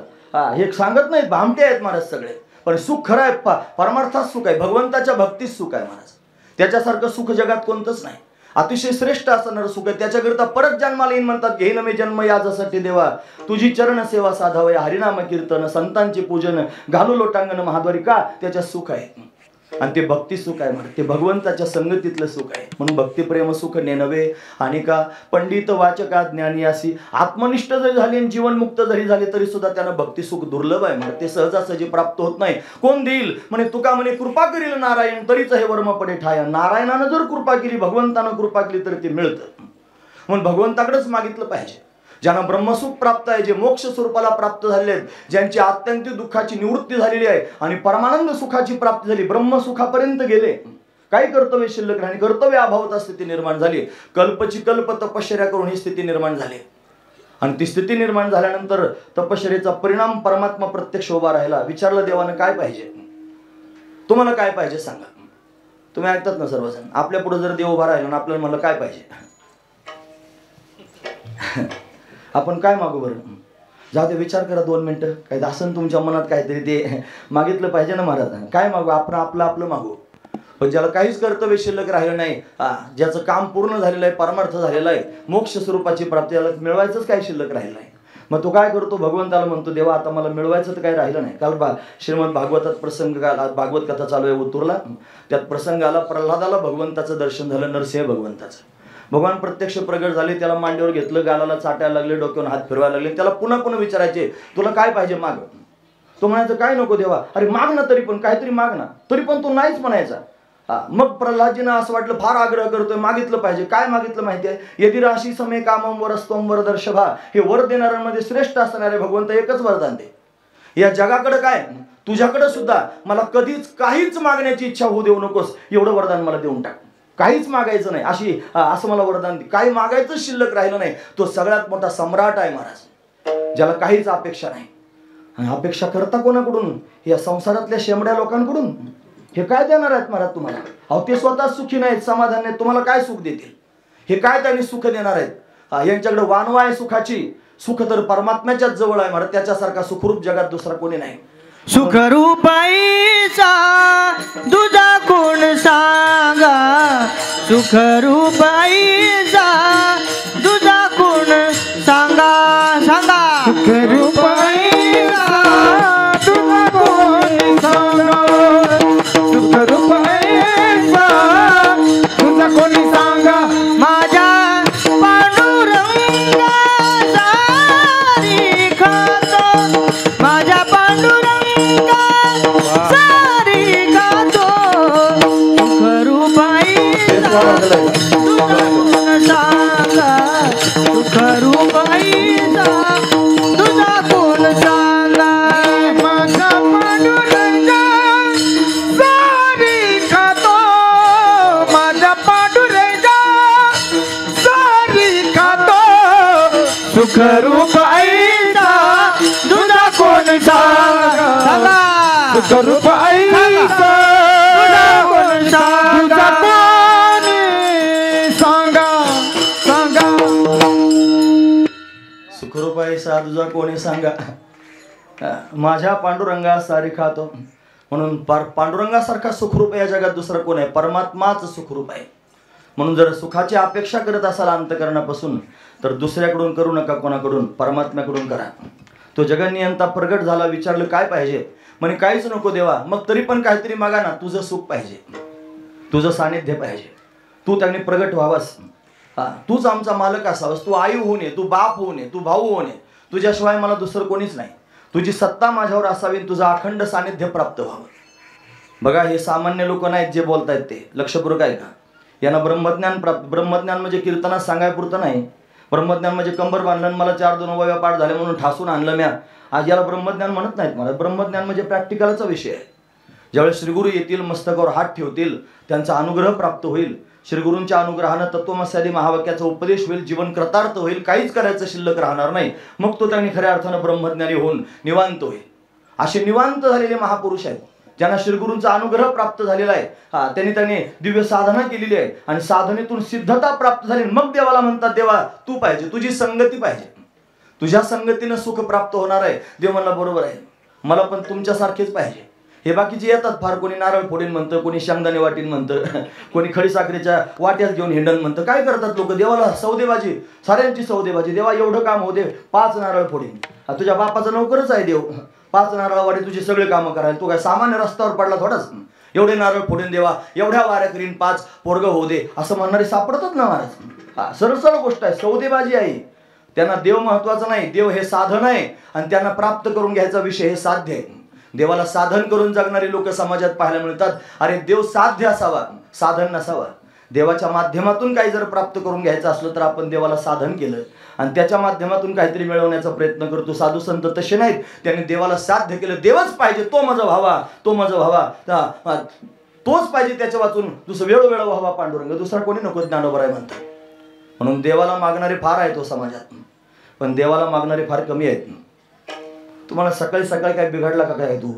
अरे देवाला मागणारे फार आहेत आणि देवाला मागणारे फार कमी आहेत म्हणतो, याचा अर्थ काय होतो? अरे देवाला मागणारे फार आहेत, पण देवालाच मागणारे फार कमी आहेत, असं त्यांनी महत्वाचं चिंतन आहे. तर साधी सत्यनारायणाची पूजा केली तरी मागणं असतं. हातात पाणी घेऊन संकल्प असतो, म्हणा मम आत्मना श्रुतिस्मृती पुराणोक्त पुण्यफल प्राप्त्यर्थम मम अस्माकं द्विपाद चतुष्पाद सर्वेषां स्थेय क्षेम स्थैर्य आरोग्य ऐश्वर्य अभिवृद्ध्यर्थम. अजून काय काय असतं सगळं त्यांनी, म्हणजे हातभर त्यांनी. आणि सुपाऱ्या साऱ्या किडक्या त्या पूजेला, एकही सुपारीचा, आणि त्याच्यात किडा लागल्या ना आतून भुसा भरून फेविकॉलने वरून कलर दिलेल्या सुपाऱ्या त्यांनी. आणि एवढं लांबलचक मागा, देवा एवढं द्या. अरे मागता काय देवाकडे? देव मागा. तो देव जर प्राप्त झाला तर जगातलं काहीच मिळवायचं शिल्लक. मी प्रश्न विचारतो तुम्हाला, माणसानं बाप मागावं का बापाची संपत्ती मागावी? किती लोक बाप मागतात? जर बापच पाहिजे असतं वृद्धाश्रम कशाला तयार झाले असते? उगा आता लोकांपुढे म्हणायचं म्हणून सगळे म्हणणार बाप मागावा. आणि खरंच बाप जर पाहिजे, कोण बापाची सेवा करतो मला सांगा? एखादा करीत असेल, माझं त्याच्यापुढे दंडवत प्रणाम आहे. हे कीर्तनातून लोकांना सांगितलं पाहिजे बापाची आईची सेवा करे. कीर्तन त्याच्याकरताच आहेत. हे सप्ताह कशा करताय? सप्ताह होतात म्हणून अजून लोक आईला आई म्हणतात, बापाला बाप म्हणतात, भावाला भाऊ म्हणतात. लोक म्हणतात माळकऱ्यांनी पार बुडावली ना असं केलं. तर अरे माळकरी आहेत म्हणून अजून आभाळ तरी येतं निदान. निश्चित तुम्हीच असते खजरे तर आभाळ सुद्धा आलं नसतं. कशाला हे सगळं? माळकऱ्यांना कशाला नाव ठेवतात? अरे ते माळकरी आहेत म्हणून संघटित आहे. हे सप्ताह त्यांनी 36 वर्षापासून सप्ताह चालू आहेत. हे सप्ताह चालू म्हणून लोक अजून आईला आई, बापाला बाप, भावाला भाऊ म्हणतात. सहिष्णुता जगामध्ये टिकून आहे, फार महत्वाची गोष्ट आहे महाराज. म्हणून देव मागण्याची गोष्ट आहे. देवा तू आला पाहिजे, तुझी संगत घडली पाहिजे, तुझं सानिध्य प्राप्त झालं पाहिजे, अशी अपेक्षा. देव म्हणलं ठीक आहे, मग तुम्हाला सगळ्यांना जर माझ्या सुखाची गरज आहे ना, मी येतो तुम्हाला सुखी करण्याकरिता. तुम्ही या. म्हणे कुठे यायचं सांग? म्हणे द्वापार युगाच्या शेवटी त्यांनी व्रजभूमीमध्ये 84 कोस व्रजमंडल आहे, त्याच्यामध्ये गोकुळात मी प्रत्यक्ष प्रगट होणार आहे. तुम्ही तिथं या, मी तुम्हाला सुख प्राप्त करून देईन. देवानं वचन दिलं महाराज. कोणाला दिलं? त्या जीवनमुक्त महापुरुषांना दिलं. ते त्यांनी महापुरुष आहेत, साधना करून सिद्ध झालेले आहेत. आता काही करायचं शिल्लक राहिलं नाही. त्या अवस्थेत गेले, मग परमात्म्याचं सुख प्राप्त करून घ्यायचा विचार आहे. याला ज्ञान गिळून गावा गोविंदुगा असं म्हणतात. याला मुक्तीवरील भक्ती असं म्हणतात. मुक्तीपेक्षा श्रेष्ठ असणारी भक्ती आहे. म्हणून त्यांनी भक्ती सुखा लागी आपण पेची दोन्ही भागी वाटोनी अंगी सेवके बाने. म्हणून त्यांनी भक्ती सुखाकरिता 2 झालेले आहेत. त्या परमात्म्याला त्यांनी अशा पद्धतीने पाहायचं, त्याचं सुख प्राप्त करायचं. त्याने सांगितलं या तुम्ही सर्वजण, मी येतोच. सगळे आले महाराज. लक्षपूर्वक आहे का? कोणी गोपाळांच्या रूपात प्रगट झालं गोकुळामध्ये, कोणी गोपिकांच्या रूपात प्रगट झालं गोकुळामध्ये, कोणी गोमातेच्या रूपात प्रगट झालं, कोणी वृक्ष झालं, कोणी पक्षी झालं, कोणी त्यांनी हरणी झालं, कोणी माती झालं महाराज. गोलोकधामातून त्यांनी माती प्रगट केली. 84 कोस व्रजभूमी भूमंडलावरची नाही, ती भगवंतानं गोलोकधामातून आणलेली आहे. मी लीला करण्याकरिता जाणार आहे चला म्हणून ती भूमंडलावर त्यांनी ती व्रजरज आहे, ती त्यांनी श्रेष्ठ आहे महाराज. ती गोलोकधामातून आणलेली आहे. माती वाट पाहत होती देवाची, देव येणार आहे. तिथं त्यांनी वाहणारी जी नदी आहे ना महाराज, ती नदी देवाची वाट पाहते आहे, ती सुद्धा प्रत्यक्ष प्रगट झालेली आहे. तिथं जो डोंगर आहे ना मोठा, तो डोंगर सुद्धा वाट पाहतोय, देव येणार आहे. हे जड चेतन सगळे देवाची वाट पाहत होते. का तर भगवंतानं वचन दिलं होतं मी सुखी करण्याकरिता येणार आहे, सुख देणार आहे, कृष्णाचं सुख प्राप्त करून घ्यायचं. म्हणून सगळे गोकुळामध्ये त्यांनी तयार आहेत. पण अजून परमात्मा प्रगट होत नाही, अजून परमात्मा आला नाही. का येत नसेल? का बरं वेळ लागला असेल? भगवंताचं दर्शन झालं पाहिजे, भगवंताची संगती झाली पाहिजे, त्याचं सुख प्राप्त करून घेतलं पाहिजे, अजून देव येत नाही. कसमस जीवाची झाली. सगळेजण त्यांनी महाराज भगवंताच्या चिंतनामध्ये तल्लीन आहेत, वाटच पाहत होते महाराज. प्रत्येकाला आस लागली कधी भगवान एकदा येईल. ती माती गोलोक धामातली वाट पाहत होती ना. ती नदी जे पाणी वाहतं ना, ती पाणी सामान्य नाही, ती यमुना, तिचं नाव यमुना आहे. ही यमुना आहे महाराज. भगवंताची पत्नी आहे. ती त्यांनी तुम्ही ऐकतात ना सर्वजण, गोलोकधामामध्ये देवाला 2 बायका आहेत. एकीचं नाव विरजा आणि दुसरीचं नाव राधा. विरजा आणि राधा. भगवान विरजेबरोबर विहार करीत होते. श्रीराम नावाचा सेवक दारात उभा केला, दंड हातात घेऊन. त्याला सांगितलं, हे बघ कोणाला आतमध्ये येऊ देऊ नकोस. की राधाराणी आली. की राधाराणी आल्यानंतर त्यांनी म्हणे मला आतमध्ये जाऊ दे. ते म्हणले भगवान विरजेबरोबर विहार करत आहेत, तुला आतमध्ये जाऊ देणार नाही. ती म्हणली मी देवाची पत्नी आहे, मला अडवतोस. नाही म्हणे मला देवाची आज्ञा आहे, कोणाला आतमध्ये जाऊ द्यायचं नाही. हो नाही करता करता भांडण पेटलं. राधाराणी रागवली. रागवलेल्या राधेनं त्यांनी त्या श्रीरामाला शाप दिला, मूर्खा माझ्या पतीकडे जायला मला अडवतोस, जा मी तुला शाप देते, आसूर होशील. तो म्हणला माझी काय चूक आहे, मी माझं काम करतोय. आणि या चोपदाराने जर एखाद्याला काठी दाखवली तर ते का बरं, त्याचा धर्म आहे काठी दाखवणं, त्याची काठी फार महत्व आहे. तो घाबरायचा नाही, तर त्याला वाटायचं माझं सांगायला लागलं काहीतरी. म्हणून काठी फार महत्वाची असते चोपदाराची. हो, चोपदाराची काठी म्हणजे एवढा ज्ञानोबरायांचा अख्खा सोहळा त्यांनी चालतो ना, एका काठीवर थाप ज्ञानोबरायांच्या सोहळ्यामध्ये बसून राहतात लोक. उभे फूट म्हणलं की उठून उभे राहतात आरतीच्या वेळेला. ती काठी फार महत्वाची असते. तुम्ही ऐकतात ना सर्वजण. त्या हातामध्ये काठी घेऊन श्रीराम होता, त्याला शाप प्राप्त झाला. तो म्हणला मला शाप दिला, त्यानं राधेला शाप दिला, तुला घडीभर देवाचा वियोग सहन होत नाही म्हणला, जा मी तुला शाप देतो, 100 वर्षाचा देवाचा वियोग सहन करावा लागेल. ती म्हणली कशा करता, एवढं त्यांनी शाप दिला, कोणामुळे झालं, त्या विरजेमुळे झालं. भगवान तिच्यावर विहार करतो, काय समजते स्वतःला. राधा राणीने विरजेला शाप दिला की तू सरिता होशील, तुला नदी व्हावं लागेल. तीच विरजा त्यांनी सूर्यनारायणाच्या घरी छाया नावाच्या पत्नीपासून आणि जन्माला आली.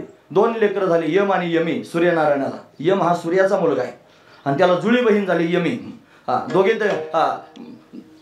जुळे लेकरं झाले, दोन्ही मोठे झाले, लग्नाचं वय झालं. ती यमी मोठी झाली आणि यमालाच म्हणायला लागली माझ्याशी लग्न कर. तो म्हणला मी तुझा भाऊ आहे सख्खा. बरं लोकांचे लेकरं 1 वर्षाच्या आड जन्माला येतात, आपण बरोबरच संगच आईच्या पोटात होतो, आणि तुझ्याशी कसं काय लग्न करू, बहिणीबरोबर कुठे लग्न करतात का. त्याला 4 शिव्या घातल्या तिनं. इंद्राकडे गेली, चंद्राकडे गेली, कोणीच तिच्याशी विवाह करायला तयार नाही. मग आता काय करायचं, उद्विग्न झाली आणि ती त्यांनी समुद्रात गेली, क्षीरसमुद्रात. भगवान शेषशय्यावर पहुडला होता, तिथं गेली म्हणे देवा माझ्याशी लग्न कर. तो 1 मिनिटात तयार झाला. का बरं माहिती आहे का, आता तिच्याशी कोणी लग्न करीत नव्हतं. आता मुली मिळत नाही तर ती बळच म्हणते लग्न कर, तरी लग्न करीना कोणी तिच्याशी. का करीत नव्हते, तुम्ही ऐकतात ना सर्वजण. बहीण कोणाची होती, यम. तुम्ही यम पाहिला ना सगळ्यांनी. यम काय बघायची वस्तू आहे का. अहो ते पाहिल्यावर काय होईल सांगता येईल का. धोतर काळं पिवळं होत आहे असे त्यांनी यमाची अवस्था. यम असा भयंकर असतो. मग जुळे लेकरं सारखे असतात की नाही. बायको करा वाटते पण नाकी डोळे चांगले असली पाहिजे, फार देखणी असली पाहिजे. प्रत्येक माणसाचे स्वप्न असतात. महत्वाचा मुद्दा आहे. मग ही यमी त्यांनी महाराज अशी उंच धेपाड काळी भिन्न त्यांनी केस पिंजारलेले अशी त्यांनी तिची अवस्था. तिच्याशी कोण लग्न करीत नव्हतं, काळ्या रंगाची होती म्हणून. आणि त्याच्याकडे गेली देवाकडे म्हणे देवा माझ्याशी लग्न करा. तो मला लगेच तयार आहे, पण इथं नाही करणार. मग द्वापार युगात ये, तिथं मी तुझ्याशी लग्न करीन. का बरं तयार झाला, याला कुणी. आता हा काळाच आहे मला, ठाईचाची काळा, अनादी बहु काळा, त्याने लावी याला चाळा वेदाशिव, वेदाला चाळा लावणारा हा काळा. तो लग्नाला तयार झाला, पण द्वापार युगात ते म्हणलं मग लग्न करीन. ती उद्विग्न झाली, तिने हिमशिखरावर उडी मारली. तिथं त्यांनी तपश्चर्या केली आणि तपश्चर्या करून त्या यमीच्या देहापासून एक नदी तयार झाली, तिचं नाव आहे यमुना. ही यमुना नदी वाहते. ती यमुना भगवंताच्या सुखाकरता ललायत झालेली आहे. ती भगवंताची वाट पाहते आहे, तिथली माती वाट पाहते आहे, तिथलं पाणी वाट पाहत आहे. त्या गोमाता गोपाळ त्यांनी सर्व त्यांनी ऋषीमुनी प्रगट झाले, ते सगळेजण वाट पाहत आहेत. तिथला डोंगर वाट पाहत आहे. तो डोंगर आहे ना महाराज तिथं, तो डोंगर वाट पाहत होता. कसं काय हो म्हणे, त्रेतायुगामध्ये प्रभू रामचंद्राने राम सेतू तयार केला. त्या राम सेतू तयार करण्याकरिता हनुमंतरायाने एक पर्वतच उचलून आणला. तो पर्वत उचलून चालवलाच होता, इतक्या समोरून दुसरा वानर आला. तो म्हणला हे बघा आता राम सेतू तयार झालेला आहे, पर्वताची गरज नाही, ठेवा येतो. टेकवला खाली. तो पर्वत रडायला लागला. तो म्हणला अरे रामाच्या कामाकरिता चाललो होतो, मला काय सौभाग्य वाटत. तुम्ही ऐकतात ना सर्वजण. हे बघा याच्यातून शिकायचं काहीतरी. आपलं जीवन कधीतरी रामाच्या कामाकरिता खर्च केलं पाहिजे महाराज. रामाच्या कामाकरिता खर्च केलं पाहिजे. हे धक्क्याला लागलेल्या लोकांचं द्या सोडून. आता तरुणांच्या करता सांगताय. धक्क्याला म्हणजे ते धक्क्यालाच आहेत. आता ते काय करतील पुढे येऊन, तरी तोंड चालू शकतात फक्त, बाकी काय करू शकत नाहीत. पण तरुण जर समोर आले तर एक होतील. एक होऊन त्यांनी अशा पद्धतीने धर्म टिकून ठेवतील. या तरुणांची गरज आहे ना महाराज. आता हे सगळे हे आमचीच फौज आहे सगळी. झाल्यावर माझ्या लक्षात आलं, मला बरं झालं विठ्ठल महाराजांची फौजदारा सगळं फौज आहे. म्हणून अशा पद्धतीनं हे सगळे उद्याचे आहेत ना महाराज आपले. ही आपले त्यांनी खांद्यावर घेऊन चालणार आहेत. तरुणांची गरज आहे याच्यामध्ये. आपलं जीवन भगवंताच्या कार्याकरिता आपण दिलं पाहिजे. आणि ते जीवन भगवंताच्या कार्यात जर दिलं तर त्याच्यासारखं समाधान कोणतंच नाही. अरे प्रपंचात येऊन फार श्रीमंत झाला आणि फार संपत्ती मिळून फार नाव कमवलं, काय कौतुक केलं, तू तुझ्या पुरताच झाला. जे स्वतः करता त्याने जीवन जगतात ते फार तर फार मोठे होऊ शकतात, पण जे स्वतःकरता जीवन त्यांनी न जगता जगाकरता त्यांनी काहीतरी करतात ते महान होतात, हे लक्षात ठेवा. मोठेपणा आणि महानपणा याच्यात काही फरक आहे की नाही. मग ते दिव्य असणारे महापुरुष ज्या देवाकरिता जीवन आहे, तो म्हणला देवाकरिता चाललो होतो, पर्वत आहे आणि तो त्याने मला इथंच ठेवलं म्हणला. तसे तो जो सेतू तयार होणार त्याच्यात माझी मदत होणार होती. हनुमंतरायाला त्याची करुणा आली. हनुमंतराय म्हणले, बघ जरी तुला मी आता खाली टेकवलं असलं तरी तुला वचन देतो. काय वचन देतो म्हणजे जसं मी त्यांनी अशा पद्धतीने तुला रामाच्या कार्याकरता उचलून घेऊन चाललो होतो, तसं त्यांनी पुढचं युग येणार आहे द्वापार युग. त्या द्वापार युगामध्ये माझा रामच कृष्ण रूपानं प्रगट होणार आहे. आणि तो कृष्ण रूपानं प्रगट झाला की काय होईल, जसं या युगामध्ये मी तुला उचलून घेतलेला आहे तसा कृष्ण येईल आणि कृष्ण स्वतः तुला उचलून घेईल. तोपर्यंत वाट बघ. तो डोंगर वाट पाहतोय, त्याचं नाव आहे गोवर्धन. हा गोवर्धन देवाची वाट पाहतोय का, माझ्या देवाचा मला स्पर्श होईल आणि भगवंताचं सुख प्राप्त होईल. म्हणून भगवान त्याला उचलण्याकरिता अवतार घेऊन येणार आहेत महाराज. एवढे सगळे वाट पाहतायत कधी त्यांनी परमात्मा येईल. मग त्यांनी भगवंताने विचार केला, सगळेच माझ्या दर्शनाकरिता ललायत झालेले आहेत, गेलं पाहिजे, काहीतरी निमित्त केलं पाहिजे. काय निमित्त करावं, भगवंतानं विचार केला.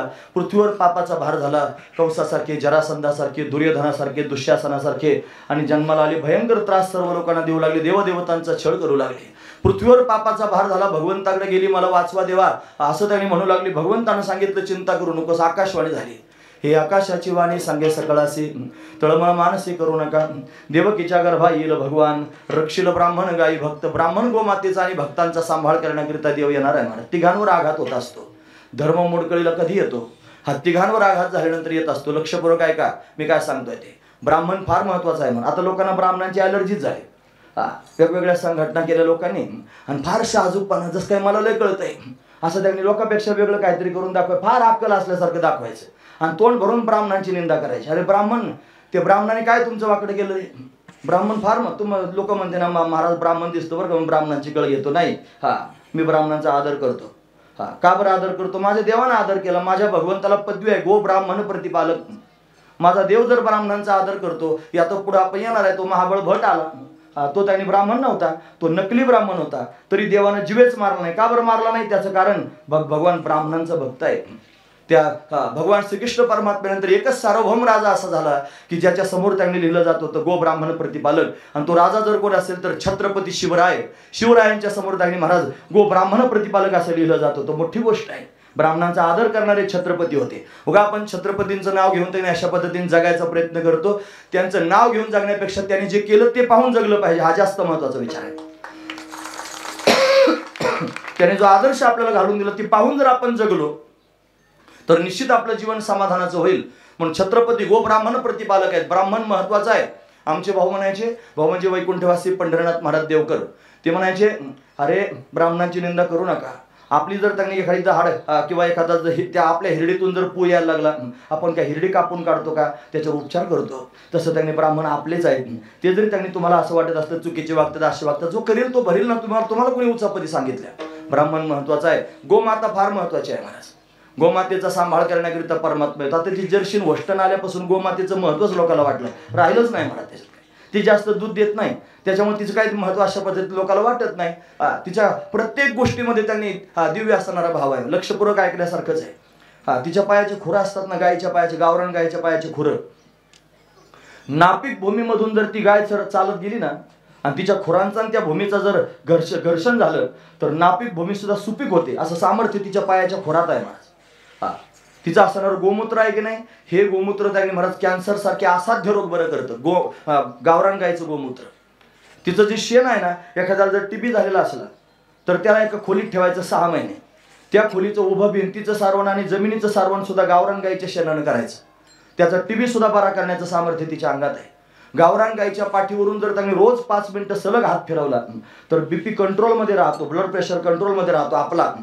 पाश्चात्य राष्ट्रांमध्ये गायीच्या पाठीवर 5 मिनिटं हात फिरवण्याकरिता पैसे घेतात गायीवाले लोक. ते म्हणतात तुला हात फिरवायचा ना, निश्चित फिरव पण आधी पैसे दे. म्हणजे आपल्याकडे फुकट आहे, म्हणजे फुकट असं समजत नाही त्याचं महत्व. हा महत्वाचा विचार आहे. एवढं त्यांनी महत्वाचं दूध आहे ना महाराज गावरान गायचं, ते पवित्र आणि गोड आहे. त्यानं कोलेस्ट्रॉल त्यांनी कमी होतं, शुगर सारखे रोग ते होऊ देत नाही, किडन्या फेल होऊ देत नाही जर गावरान गायचं दूध जर आपण कायम आपण घेतो. एवढी महत्वाची गोमाता आहे. असं विज्ञानानं सांगितलं की लोकांना पडतंय, नाही तर माझ्याकडे अध्यात्म सांगायला आहे, ती गावं विश्वस्य माता राहा, तिच्यामध्ये 33 कोटी देव वास्तव्य करतात. मग लोक म्हणतात बघा हे बावळट, दाखवा एखादा देव कोणता आहे तिथं. हा असं म्हणायचं, म्हणा अशा पद्धतीने गायचं महात्म्य सांगितलं पाहिजे. गोमाता महत्वाची आहे आणि भक्त महत्वाचे आहेत. कपाळाला गंध लावतात, मस्तकावर शिखा धारण करतात, भगवंताचं भजन करतात, सप्ताह कथा कीर्तनाचं आयोजन करतात. हे भक्त भगवंताला प्रिय आहेत. म्हणून भगवंतानं आकाशवाणीद्वारे सांगितलं, हे बघ रक्षिल ब्राह्मण गायी भक्त, ब्राह्मण गायी आणि भक्तांचा सांभाळ करण्याकरिता मी प्रत्यक्ष प्रगट होणार आहे. देवानं त्यांनी सांगितलं कुठे येणार आहे म्हणे, देवकीच्या गर्भात येईल भगवान. देवकी कंसाची चुलत बहीण आहे. उपवर झाली, लग्नाचं वय झालं, कोणाशी लग्न करावं म्हणून वसुदेवाला बोलावलं. शूरसेनाचा मुलगा वसुदेव, माझ्या बहिणीशी लग्न कर. कंसानं त्याला सांगितलं, तुम्हाला माझे पहिले 6 लग्न झाले, आता मला 7वं लग्न करायची इच्छा नाही. हातात तलवार घेतली, मला मुंडकच उडून टाकेन नाही जर म्हणलं तर. आता बळजबरीचं लग्न होतं म्हणाचे. त्यानं विचार केला, म्हणलं याच्या हातानं मरून 6 बायकाचा वनवास करण्यापेक्षा 7वं लग्न केलेलं चांगलं. त्यानं लग्नाची तयारी दाखवली. विवाह झाला. विवाहातच विघ्न आलं. पुन्हा आकाशवाणी झाली, कंसा मूर्खा, हिच्या पोटी त्यांनी 8वा येऊन तुला मारेल. कंस घाबरला. त्यानं देवकीला मारहाण करायला सुरुवात केली. वसुदेवानं हात पकडला. 4 नीतीच्या गोष्टी सांगितल्या, दोघांना बंदीखान्यात टाकलं. यथाकाल त्यांनी देवकीला 6 लेकरं झाले. कंसानं 6ची 6 मारले. 7वा गर्भ आला. योगमायेनं पळवला, तो रोहिणीच्या गर्भात नेऊन घातला. तिथं बलभद्र म्हणजे बलराम प्रगट झाला आणि अष्टम गर्भरूपानं परमात्मा प्रत्यक्ष प्रगट होणार आहे. भगवंताला त्यांनी महाराज प्रगट व्हावं लागतं भक्तांकरता. तो त्यांनी प्रगट होणार आहे. देवकीचं तेज त्यांनी वाढू लागलं. कंसाचं हृदय जळू लागलं. देवदेवता स्तुती करण्याकरिता आले. गर्भस्तुती सत्यव्रतम सत्यपरम त्रिसत्यम सत्यंचे योनी नेतंच सत्ये सत्यस्य सत्यमृत सत्यनेत्रम सत्यात्मकम तम शरणम प्रपन्ना. सर्वजण त्यांनी महाराज भगवंताचं स्तवन केलं. 9 मास पूर्ण झाले. श्रावण महिना आला. वद्य पक्ष आला. अष्टमी तिथी आली. बुधवारचा दिवस आला. रोहिणी नक्षत्र आलं. ग्रह नक्षत्र भगवंताला अनुकूल झाले. रात्रीचे 12 वाजले. लख्ख असणारा प्रकाश कारागृहामध्ये पडला. त्या प्रकाशानं दिव्य असणारी आकृती धारण केली. 8 वर्षाची चतुर्भुज असणारी मूर्ती प्रत्यक्ष प्रगट झाली. वसुदेव देवकी त्यांनी महाराज भगवंताकडे पाहतायत, देवा तू प्रगट झालास, फार समाधान वाटलं. तुला प्रगट करण्याकरिता लोक तपश्चर्या करतात, आम्ही काही तपश्चर्या केली, तू आलास कसा? ते म्हणले या जन्मातली तपश्चर्या नाही, मागच्या जन्मात केली होती. सुतपा नावाचा राजा होता, त्याच्या पत्नीचं नाव होतं पुष्णी. दोघांनी 1000 वर्षाची तपश्चर्या केली. मी प्रसन्न झालो. काय पाहिजे विचारलं. ते म्हणे देवा तुझ्यासारखा मुलगा व्हा. देव म्हणला माझ्यासारखा मीच आहे जगात, पण मीच प्रगट होईन. 3दा म्हणले तथास्तु तथास्तु तथास्तु. म्हणून त्यांनी पहिल्यांदा पुष्णी आणि सुतपाच्या घरी मी पुष्णी गर्भ होऊन आलो. तेच तुम्ही कश्यप आणि आदित्य झालात, मी तुमच्या घरी वामन अवतार घेऊन आलो. आणि तेच तुम्ही वसुदेव देवकी आहात, मी तुमच्या घरी कृष्ण अवतार घेऊन आलेलो आहे, असं भगवंतानं सांगितलं. आता मला जायचंय म्हणे, नंदराजाच्या घरी मला नेऊन घाला, असं भगवंतानं सांगून टाकलं. बालरूप अशा पद्धतीने घेतलं आणि देवकीच्या मांडीवर भगवान अशा पद्धतीने प्रगट झाला. तो त्यांनी सांगतोय मला जायचंय. कुठे जायचं? मला नंदराजाच्या घरी जायचं. नैदाच्या घराला, नैदाच्या घराला, मदनी गोकुळाला, मदनी गोकुळाला, मदनी गोकुळाला, नंदाच्या घराला, नंदाच्या मदनी गोकुळाला, मदनी गोकुळाला, मदनी गोकुळाला. माया उपगड तेथे विमद आणि येथे, माया उपरली तेथे विमद आणि येथे, माया उपगड तेथे विमद आणि येथे, माया उपजली तेथे विमद आणि येथे. नैदाच्या घराला, नैदाच्या घराला, मदनी गोकुळाला, मदनी गोकुळाला, मदनी गोकुळाला, नंदाच्या घराला, नंदाच्या घराला, मदनी गोकुळाला, मदनी गोकुळाला, मदनी गोकुळाला,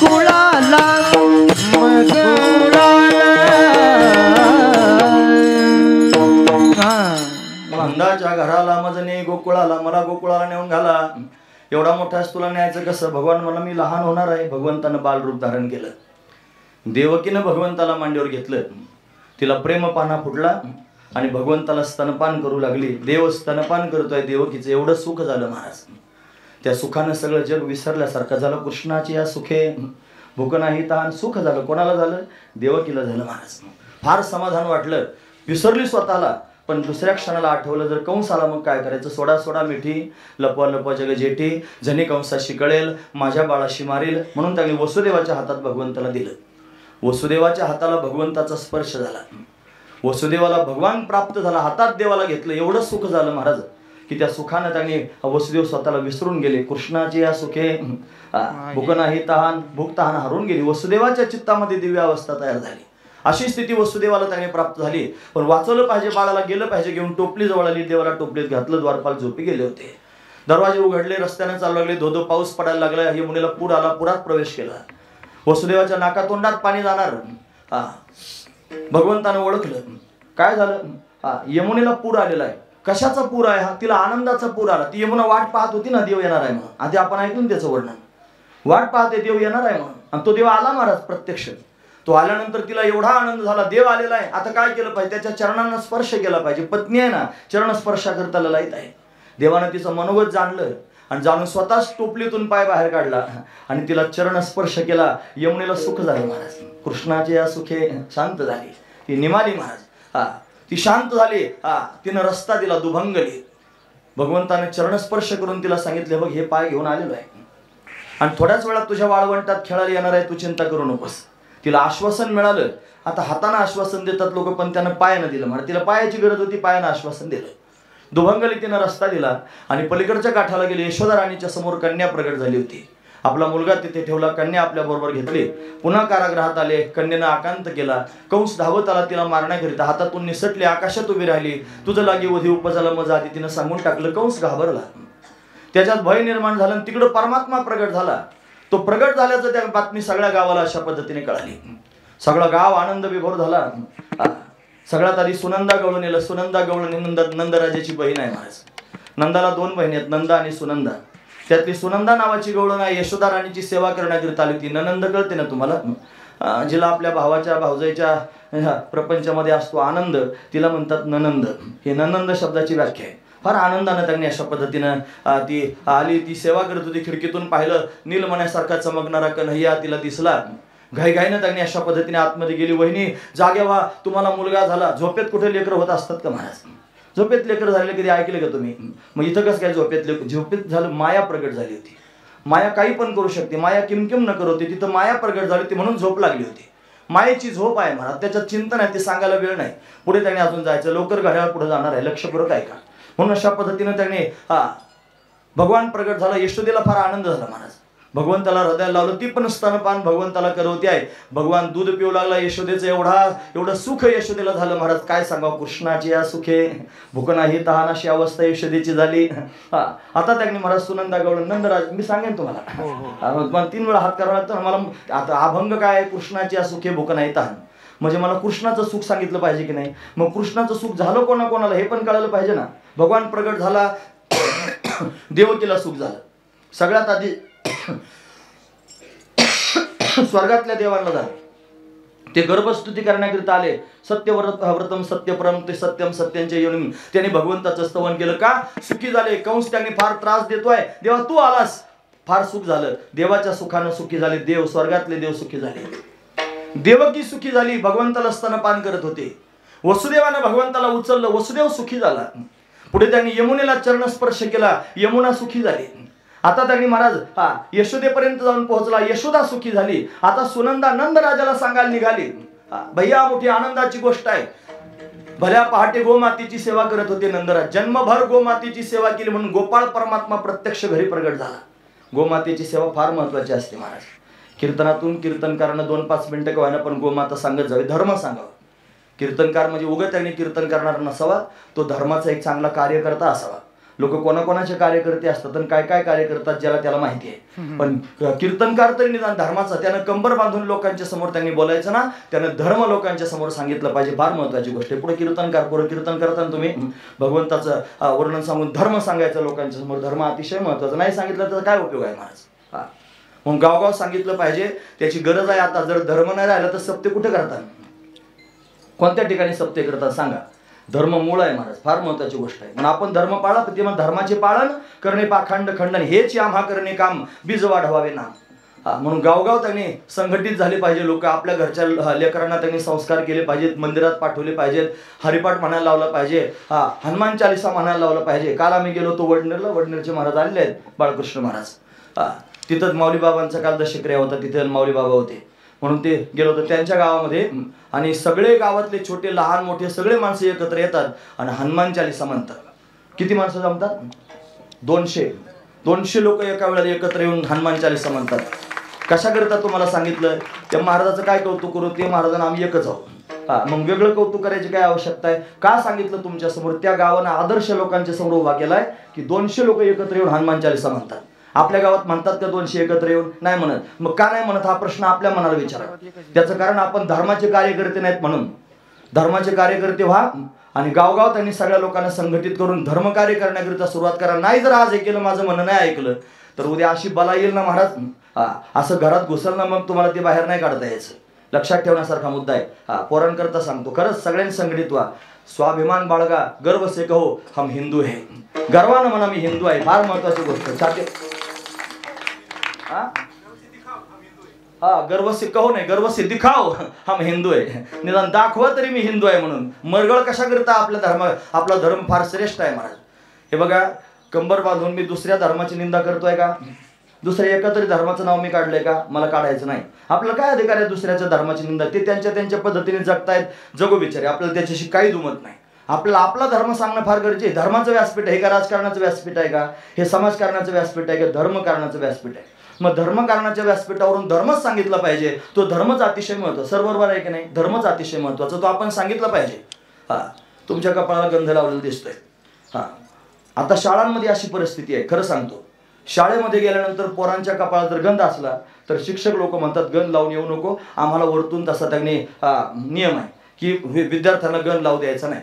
मग आपले लेकर, आपण हिंदू आहोत आणि आपण जर कपाळाला गंध लावून आपले पोरं शाळेत पाठवले, मास्तर लोक जर म्हणत असतील की लेकरांना गंध लावून पाठवायचं नाही, मग तुम्हाला काय वाटतं?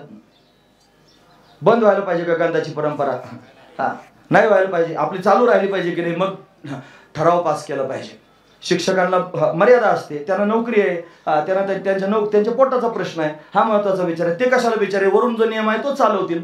मग तुम्ही जर ठराव पास केला ग्रामपंचायतीचा आणि शाळेत नेऊन दिला, आमच्या विद्यार्थ्यांच्या कपाळाला गंध लागणार आहे, अजिबात कोणी तक्रार करायची नाही, तक्रार जर केली तर आम्ही उठाव करू, असं म्हणलं तर हे चालल महाराज पुढं. फार महत्वाची गोष्ट आहे. माझं हे वाऱ्यात वितळून देऊ नका. मला फुगीरपणा नाही तुमच्या समोर सांगायचा. मी काय तुमच्यावर वजन मारून घ्यायकरता आणि छाप करून घेण्याकरिता आलेलो नाही. माझा रोजचा तेवढाच धंदा आहे महाराज.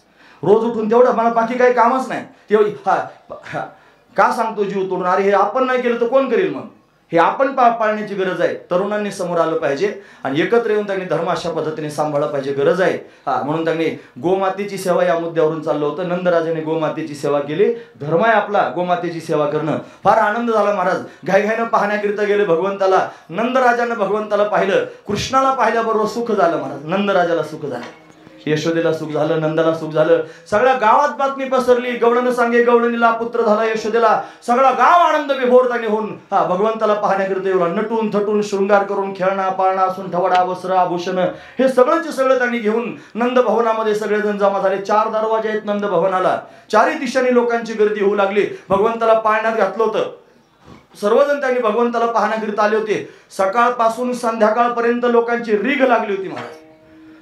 कधी दिवस निघून गेला, खाण्यापिण्याचं त्यांनी भान राहिलं नाही. आपण काय आहोत, कुठून आलेलो आहोत, किती वेळ थांबलेलो आहोत, काही भान कोणाला राहिलं नाही. फक्त कृष्ण पाहिला आणि फक्त पाहिला असं नाही, त्या कृष्णाचं सुख सर्वांना प्राप्त झालं. त्याचं सुख सगळ्यांना प्राप्त झालं म्हणून भूकही विसरले आणि तहानही विसरले. कृष्ण सुखामध्ये तल्लीन झाले. महाराज वर्णन करून सांगतात, म्हणा. कृष्णाचे या सुख नाही भूक तहान,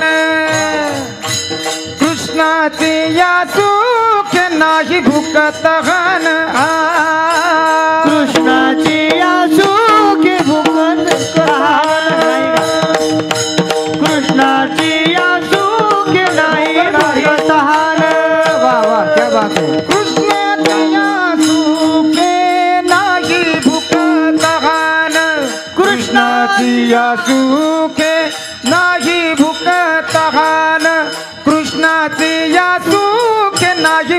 तहान कृष्णाची या सुखे नाही भूक तहान हे कृष्णाची या सुखे नाही भूक तहान कृष्णाची या सुखे भूक नाही तहान सदा समाधान ये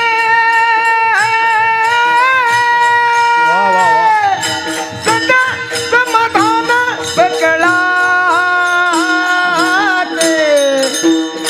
हा कळले नाही काल किती दिस कळले नाही काल किती दिस हे कळले नाही झाले किती दिस कळले नाही झाले किती दिस कळले नाही झाले किती दिवस कळलेची नाही झाले किती दिस कळलेची नाही झाले किती दिस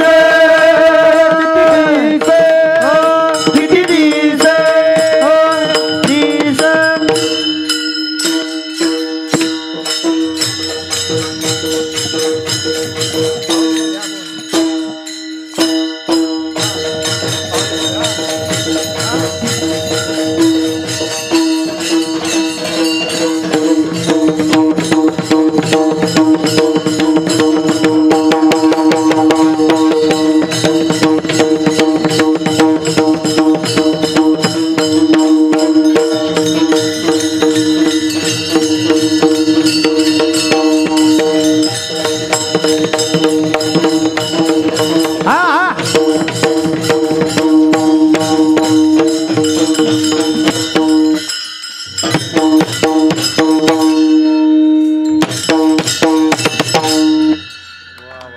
वा 36 वर्षासारखं वाटतंय ना वाटलं पाहिजे महाराज फार छान समाधान आहे याच्यातच समाधान आहे असं समाधान कुठंच नाही महाराज तुकोबाराने याच्या जीवावर प्रतिज्ञा केल्या किती तर ते म्हणले घोटविनला आळ ब्रह्मज्ञाने हाती मुक्ता आत्मस्थिती सांडविन ब्रह्मभूत काया होत असे कीर्तनी भाग्य तरेरुनी देवायचं एवढं सुख या कीर्तनात आहे एवढं समाधान या कीर्तनात आहे वैकुंठातला देव कीर्तनात उभा राहतो हे पोरं नाचायला विठोबा पण नाचतोय बळ दारावं लागलं त्याला असं आहे म्हणून त्यांनी भगवान आहे त्याच्यामध्ये तल्लीन होऊन जातो कृष्णाची या सुखे भूक नाही तहान सगळ्या गोकुळवासी लोकांना भगवंताचं दर्शन झालं आणि त्या दर्शनाने एवढं सुख झालं दुःखाची निवृत्ती सुखाचे ते सुख पाहता श्रीमुख गोविंदाचे एवढं सुख गोकुळवासी लोकांना झालं म्हणे गोकुळीच्या सुखा अंतपार नाही लेखा बाळकृष्ण नंदा घरी आनंदल्या नर नारी एवढं सुख झालं की या सुखाचा लेखाजोखा करता येणार लिखापडी करता येत ना एवढं सुख लोकांना प्राप्त झालं कृष्णाचं सुख प्राप्त झालं कृष्ण सुख देण्याकरिता येणार होता आता फक्त दर्शन झालं आणि सुखी झालं एवढंच नाही त्यांना अनेक प्रकारानं सर्वांना सुख द्यायला सुरुवात केली काय केलं सुख देण्याकरिता त्यानं त्याला पाळण्यात घातलं होतं तुम्ही ऐकतात ना सर्वजण पाळण्यात घातला होता बरं पाळण्यात घातलेला देव आहे सगळेजण त्याला पाहायला येत होते हा पण सगळ्यांकडे पाहत होता महाराज आणि पाहून त्यांनी सगळ्यांकडे पाहून हसत होता तुम्ही ऐकलं ना सगळ्यांनी किती दिवसाचा आहे 1 दिवसाचा पाळण्यात घातलेला आणि सगळ्यांकडे पाहून हसत होता जमल का असं एखादं 1 दिवसाचं लेकरू तुम्ही हातात घ्या आणि त्याच्याकडे पाहून हसायचं हसल का ते तुमच्याशी त्याला कळतच नाही मग त्याला नजर आलेली नसते तरी तुम्ही म्हणले हसत होता मग कसं काय हसत होता अहो खरंच हसत होता मग त्याला जर नजर आली मग कसं काय ते अहो तो सगळ्यांना ओळखतो त्याला सगळं काय कळतं तो सर्वज्ञ आहे आणि तो 1 दिवसाचा जरी असला तरी 1 दिवसाचा समजू नका त्याने फार लोकांचे दिवस खाल्लेले आहेत महाराज तो काही सामान्य नाही तो त्याने अनादी आहे तो सगळ्यांकडे पाहतोय सगळ्यांकडे पाहून हसू लागला सर्वांना आनंद झाला सर्व गोकुळवासी लोक सुखी झाले पण कंसाला मात्र भय निर्माण झाले या कंसानं भगवंताला मारण्याकरिता पुतनेला पाठवलं ही चतुर्दशीला पुतना त्याने आली त्या पुतनेनं त्याने महाराज भगवंताला मारण्याचा प्रयत्न केला घरात घुसली नामामणी आली नंदाची घरा स्वरूप सुंदरा देवांगना अप्सरेच्या रूपामध्ये जणू काय त्याने आलेली आहे देवांगना म्हणजे अप्सरा ती आली घरामध्ये घुसली पहिला प्रश्न विचारला कुठे आहे का तुझा मुलगा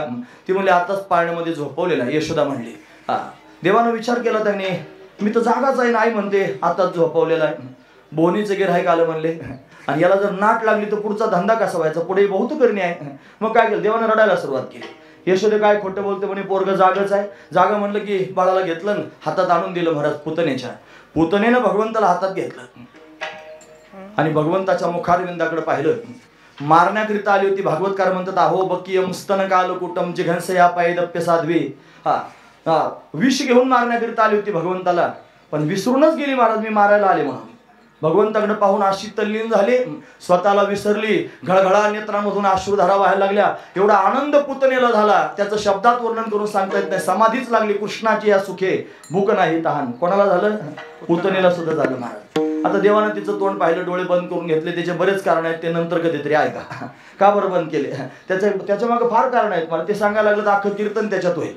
म्हणून भगवंतानं त्यांनी तिचा उद्धार केला. ज्ञानोबा सांगता शोषिली पुतना येणे मोहिले करू.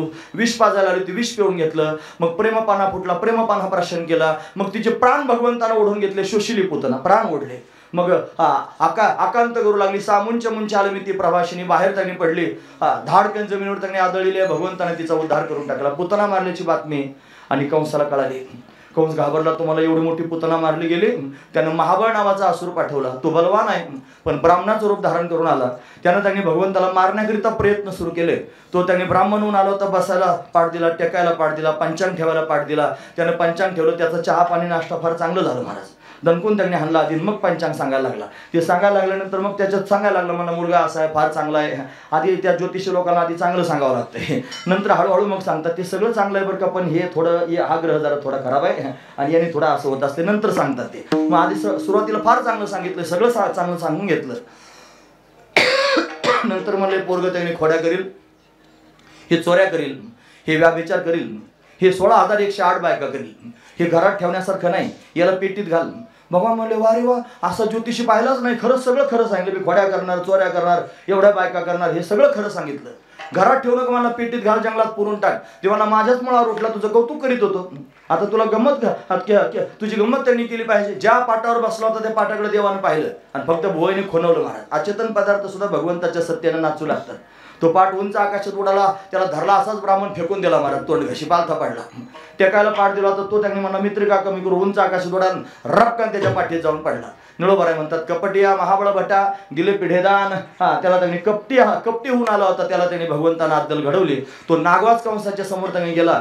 जानवे तुटले, पंचांग फाटले, धोतर गळाले ढुंगणाचे. नागवाच त्यांनी कंसाच्या समोर जाऊ नकोस कंसा. कंस काय ऐकणाऱ्यांपैकी होता का. त्यानं अनेक पाठवले महाराज. त्यानं त्यांनी महाराज त्याच्यानंतर शकटासूर पाठवला. भगवंतानं त्याचा उद्धार करून टाकला. त्यानं त्याच्यानंतर तृणावर्त पाठवला. भगवंताने त्याचा उद्धार करून टाकला. अशा अनेक असुरांना भगवान अशा पद्धतीने मारतोय. आणि फक्त असुरांनाच मारतो असं नाही, भक्तांना सुख देण्याकरिता आला. यशोदेला सुख देण्याकरिता काय करू लागला. तिच्या अंगणात रांगू लागला. तळवे तळहात टेकीत डाव्या गुडघ्याने रांगत रंगणे रंगणात तो म्या देखील असय. पण यशोदेच्या अंगणामध्ये रांगू लागला. रांगत रांगत तिच्या समोर त्यांनी धावत जावं. बोबड्या शब्दांनी तिच्या समोर बोलावं. नंदराजाच्या गळ्यामध्ये मिठी मारावी. नंदराजाला त्यांनी स्वतःला अगदी मोहित करून टाकावं. असं यशोदा आणि नंदराजा त्यांनी महाराज मोहित झाले. खाणं पिणं विसरून गेले महाराज. कृष्णाची या सुखे भूक नाही तहान, अशी अवस्था झाली. रांगता रांगता उभा राहू लागला.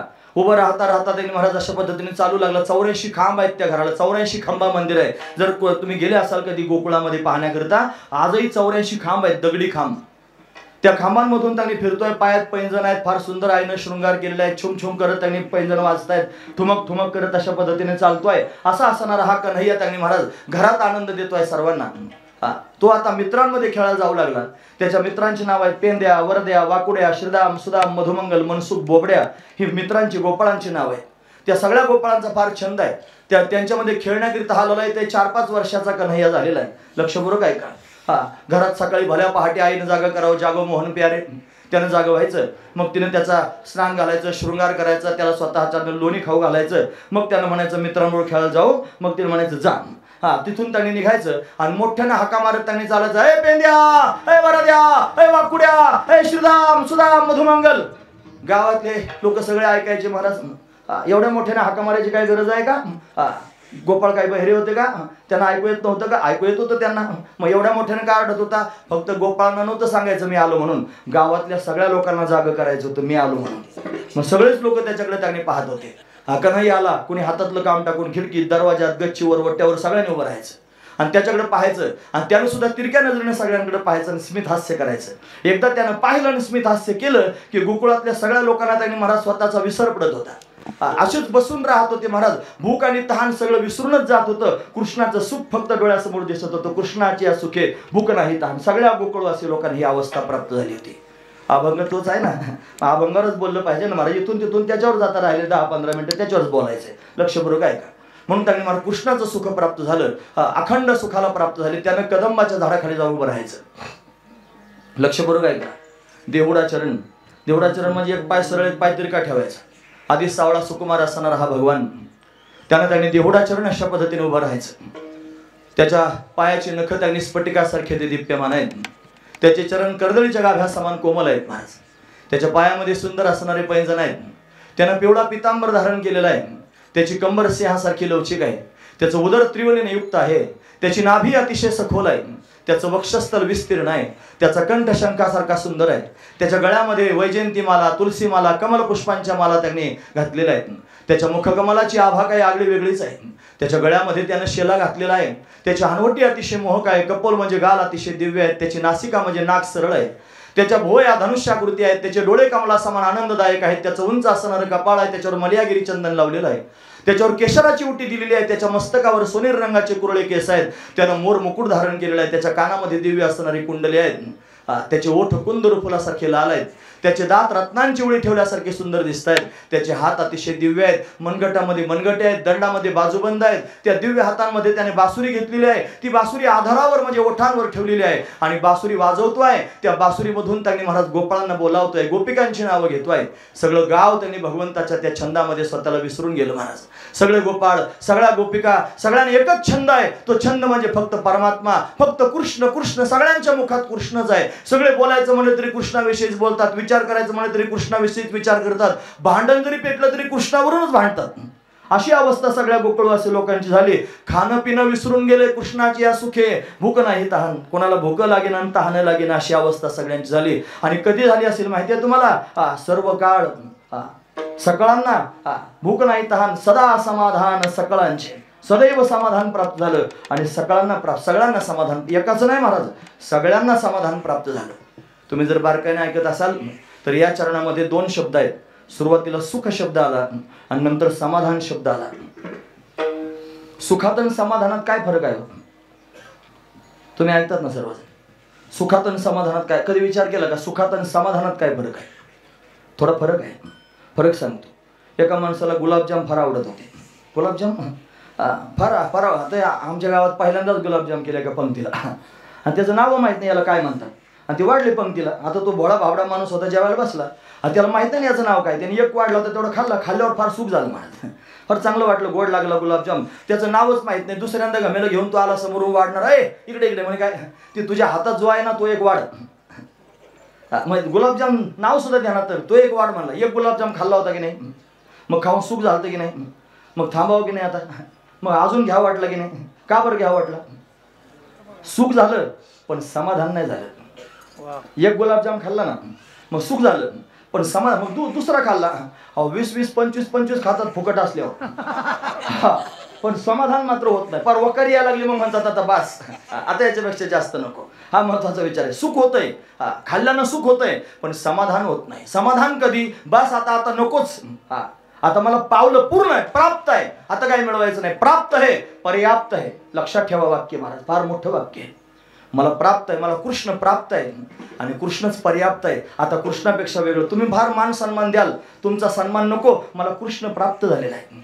तुम्ही मला फार चांगली काहीतरी संपत्ती द्याल, मला तुमची संपत्ती नको, मला कृष्ण प्राप्त झालेला आहे. कृष्ण जर प्राप्त व्हायचं असेल ना तर कृष्णाचीच कृपा व्हावी लागेल. कारण आपलं चित्त याच्यात थोडं अडकलं, त्याच्यात थोडं अडकलं, त्याच्यात थोडं अडकलेलं असतं ना, मग आपल्याला कळत नाही आपण याच्यात अडकलो म्हणून. कृष्ण असं धरतो. जर आपण विनंती केली देवा मला तुझंच व्हायचंय, तू माझाच असला पाहिजे, धरतो असा वरणीतून असा दानकन खाली आदळतो. आदळला का झांजच उडून जाते. आणि एकदा झांज उडाली ना मग त्यांनी कळतं मला तर कृष्ण प्राप्त आहे. मी कशाला त्यांनी त्याच्याकडे हिंडायला लागलो? मला देतो का रे थोडं सुख, मला देतो का रे थोडं समाधान? अरे जगाकडून सुखाची समाधानाची अपेक्षा राहिली नाही, कृष्णानंच दिलं महाराज. काय दिलं? कृष्णानं सुखही दिलं आणि कृष्णानं समाधानही दिलं. म्हणून कृष्णाचे या सुखे भूक नाही तहान, सदा समाधान सकळांचे. सगळ्यांना सुख प्राप्त झालं. 11 वर्ष भगवान त्या गोकुळामध्ये राहिला. 11 वर्ष 56 दिवस, 11 वर्ष आणि 56 दिवस राहिला. पण एवढे दिवस गोकुळातले त्यांनी महाराज कसे गेले कळालंच नाही. सर्वांच्या हृदयामध्ये भगवान परमात्म्याची मूर्तीच ठसावली गेली.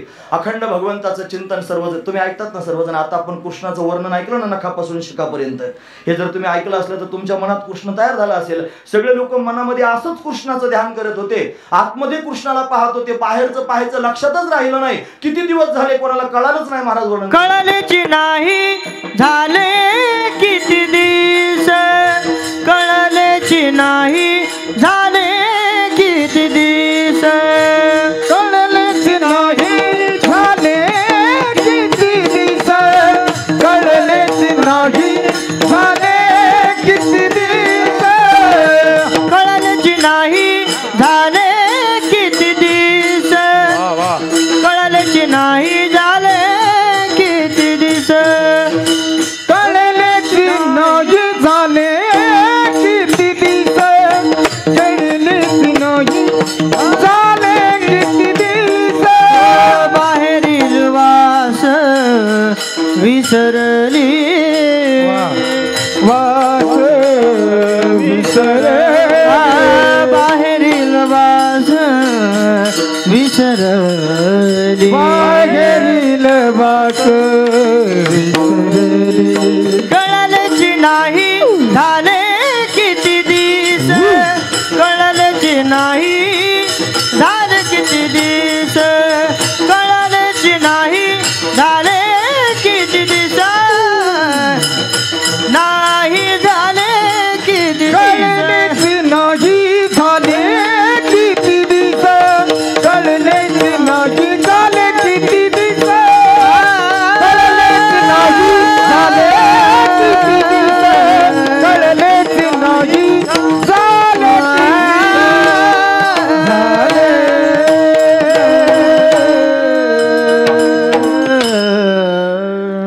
वा, तुमचं ऐकतच राहा वाटतंय रे.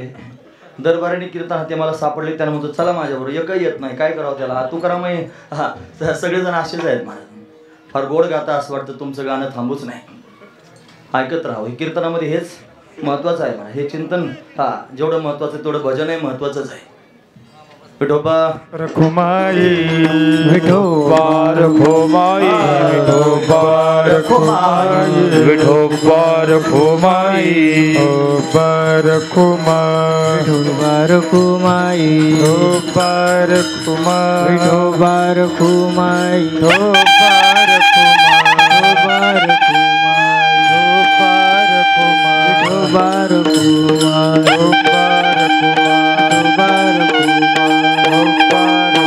विठोबा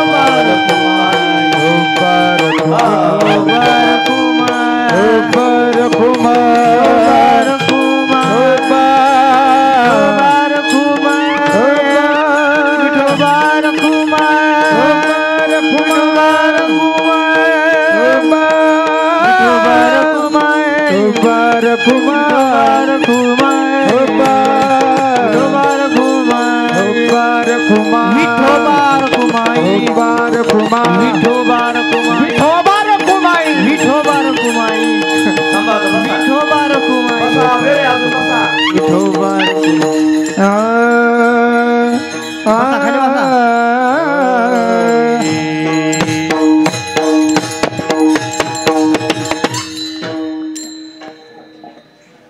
अरे भजन चालू होतं म्हणून म्हटलं त्या घाईत बांधून होईल जाई अंडी म्हणून बांधायला लागलो. मला वाटलं झालं लगेच.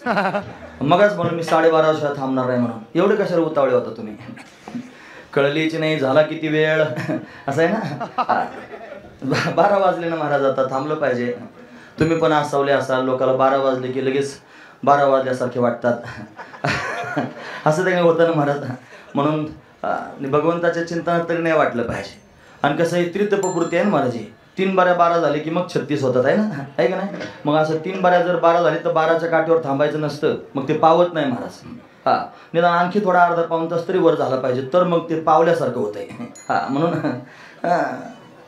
बसा, खाली बसा. काय करता, हार घालता महाराजांना. विठोबा रखुमाई बार कुमाई बार कुमाई बार कुमाई बार कुमाई बार कुमाई गब्बर कुमाई कुंडली कवरदारी विठ्ठल श्री ज्ञाने सद्गुरुश्वर महाराज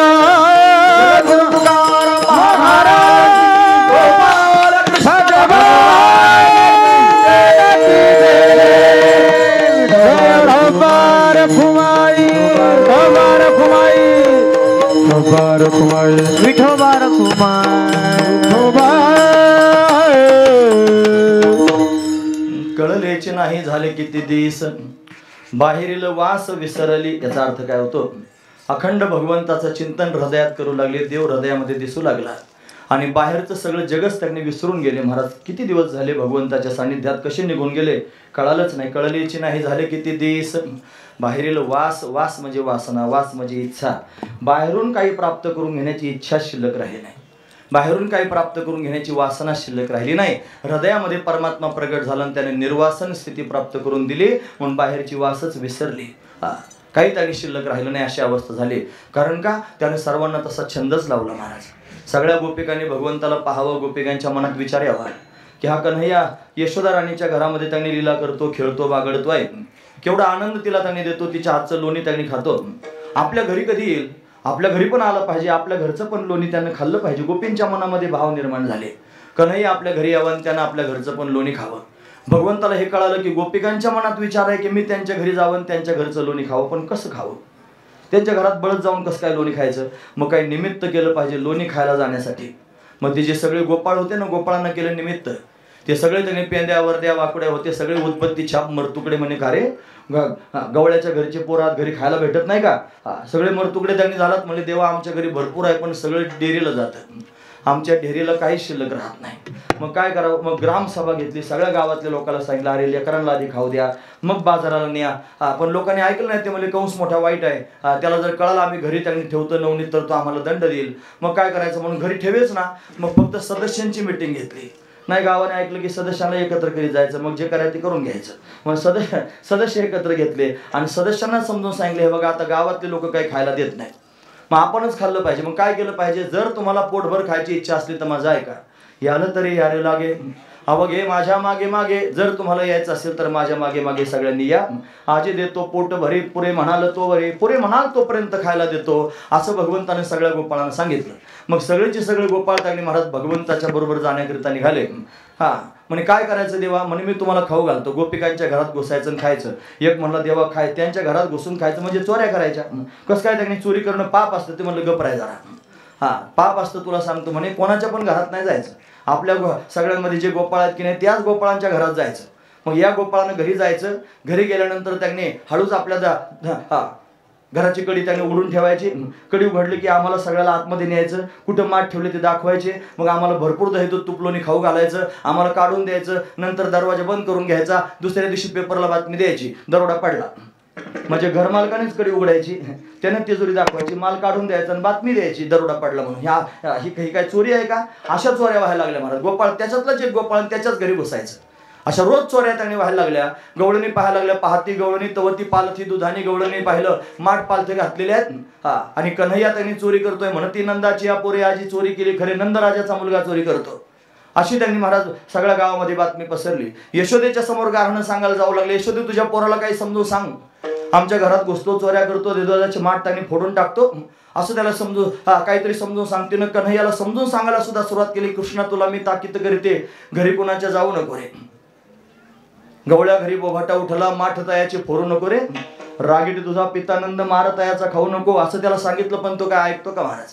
रोज उठून त्याने चोऱ्या करण्याकरिता जातच होता. आणि गारहाणे सांगायला गोपी येत होत्या. कन्हैया विचार करायला लागला, याच गोपी मनातली मनात म्हणतात आपल्या घरी आलं पाहिजे, लोणी खाल्लं पाहिजे, आणि याच माझ्या घरी गारहाणं सांगायला येतात. का बरं गारहाणं सांगण्याकरिता येत असतील? यांना अद्दल घडवली पाहिजे. आता काय अद्दल घडवायची? मला यांची खोडी केली पाहिजे. काय खोड्या कराव्यात? म्हणून जी गोपी गारहाणं सांगायला येईल दुसऱ्या दिवशी परत तिच्या घरात घुसायचं. सकाळीच घुसला एका गोपीच्या घरात, भाकरी थापित होती.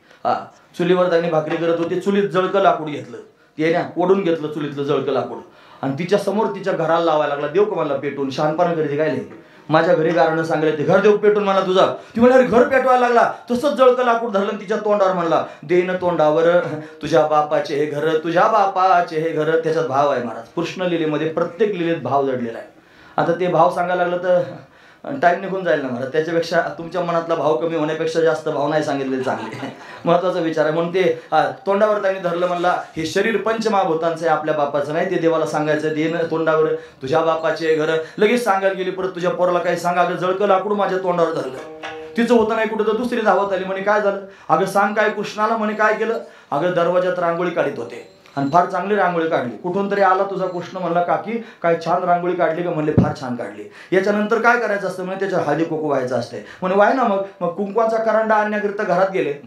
मी घरात गेले आणि तोपर्यंत हा यानं काय केलं माहिती आहे? त्यावरी मुते चक्रपाणी, त्यावरी मुते चक्रपाणी, त्यावरी मुते चक्रपाणी, त्यावरी मुते चक्रपाणी. हे अस्तदळ काढले अंगणे, अस्तदळ काढले अंगणे. त्यावरी मुते चक्रपाणी, त्यावरी मुते चक्रपाणी, त्यावरी मुते चक्रपाणी, त्यावरी मुते चक्रपाणी, चक्रपाणी. अष्टदळ काढले अंगणी वरी मुते चक्रपाणी. अष्टदळ काढलं अंगणात, रांगोळी काढली आणि बाहेर येऊन पाहते तर त्याच्यावर लघवी करून पळून गेला. मला व्यवस्थित रांगोळी नदीला गेली होती. हा काही समजून सांग तुझ्या पोराला. म्हणे एवढी चांगली रांगोळी काढली आणि मुतून गेला म्हणे त्याच्यावर. मी नाही म्हणत बरं. वरी मुते चक्रपाणी प्रमाणच आहे महाराजांचं. मुतूनच गेला म्हणे त्याच्यावर. काय करायचं? तिचं होतं तर दुसरी धावत आली. म्हणे तुला काय झालं? म्हणे अगं काही सांग, आम्ही गावात राहावा का जावं म्हणले. उठण त्याचं कोणाचा तरी पदर तरी ओढायचा, कोणाची वेणी तरी ओढायची. माझं लेकरू घेऊन मी त्यांनी रानात चालले होते आणि रानात जाता जाता कुठून तरी पळत पळत आला. मला म्हणला काकी काय छान आहे ग तुझं बाळ. म्हणे छान आहे. माझ्याकडे देतेस का? देते का? म्हणलं दिलं. मी फार मला वाटलं फार प्रेम आहे याच्या पोटात. दिलं लेकरू माझं त्याच्याकडं. गप्पा मारीत मारीत माझ्यावर बराच वेळ चालत राहिला आणि चालता चालता पुढे एक विहीर दिसली.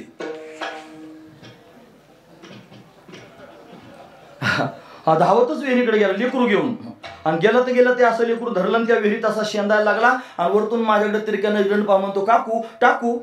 आता काय टाक म्हणणार हवे? पोरगं हिसकून घेतलं काय काय तुझ्या पुढे आले. अगं काही सांग. लेकरं पाण्यात टाकायला लागला. अशी अवस्था त्यांनी केली. हे कशा करता? त्याचा छंद लावण्याकरता, स्वतःचं वेळ लावण्याकरता, आठवणीत राहण्याकरता. माझ्या घरी गारणं सांगा गोपीच्या घरात घुसायचं.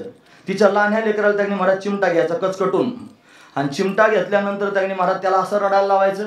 फक्त चिमटा नाही घ्यायचा, चिमटा घ्यायचा आणि त्याच्यावर झापड आणायची. करून बघा, थोडा प्रयोग करून बघा काय होतं. चिमटा घ्यायचा आणि त्याच्यावर झापड आणायची. अशी आग होती महाराज. आणि ते लहान लेकरू त्यांनी त्याला जर चिमटा घेऊन झापड आणली की त्याने हॉ करायला सुरुवात करायची. 12 वाजले तरी त्याचं हॉ चालूच. हॉ बंदच नाही महाराज. इतक्या वेळ 3-3 तास त्यानं रडायचं महाराज. मग रडायला लागलं की कोणी विचारायचं त्याला का रडतो? कान्हा चिमटा. आता कोणाचं ध्यान आहे? 3 तास कोणाचं ध्यान? कन्हैयाचं ध्यान. बरं ज्याच्या कानावर आवाज गेला ते म्हणायचं का रडतंय? कृष्णानं चिमटा घेतला. ज्याच्या कानावर सारखा आवाज आहे रडण्याचं त्याला ध्यान कोणाचं? कृष्णाचं ध्यान. आपलं ध्यान सर्वांना व्हावं आणि बाकीचं काहीच काम त्यांनी शिल्लक राहू नये. अशी अवस्था गोकुळवासी लोकांना प्राप्त करून देण्याकरिता, त्यांचा कामच संपून टाकण्याकरिता भगवंताने ही लीला केली. आणि असंच झालं महाराज. भगवंताच्या या त्या लीलेमुळं, भगवंताच्या या क्रीडेमुळं काय झालं? त्या सगळ्यांना कामाचा विसरच पडला आणि म्हणून त्यांनी महाराज जन्म मरणाची परंपरा राहूनच गेली. महाराज मुक्त स्थिती प्राप्त करून टाकली. महाराज वर्णन करून सांगतात. विसरू कामाचा तुका मने झाला. विसरू कामाचा तुका मने झाला. विसरू कामाचा तुका मने झाला. विसरू कामाचा तुका मने झाला. विसरू कामाचा तुका मने झाला. विसरू कामाचा तुका मने झाला. विसरू कामाचा तुका मने झाला. कामाचा तुका म्हणे झाला. उद्वेग राहिला जावे यावे उद्वेग राहिना जावे यावे उद्वेग राहिला जावे यावे उद्वेग राहिला जावे यावे कळले नाही झाले किती दिवस कळलेच नाही झाले किती दिवस उद्वेग राहिला जावे यावे यावे जावे उद्वेग राहिला यावे जावे जावे यावे जावे यावे कळलेची नाही झाले किती दिवस कळलेची नाही झाले किती दिवस बाहेरीला वास विसरले ए बाहेरील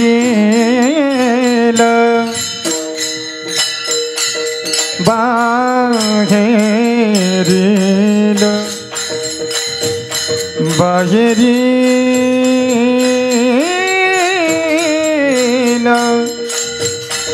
बाहेरील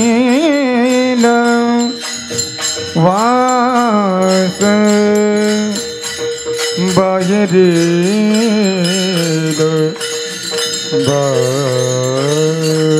बाहेरील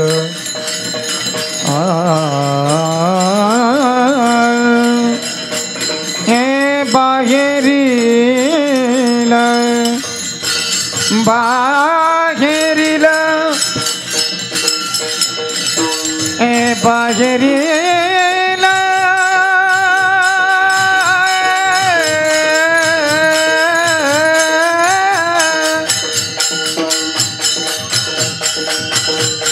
बाहेरील वास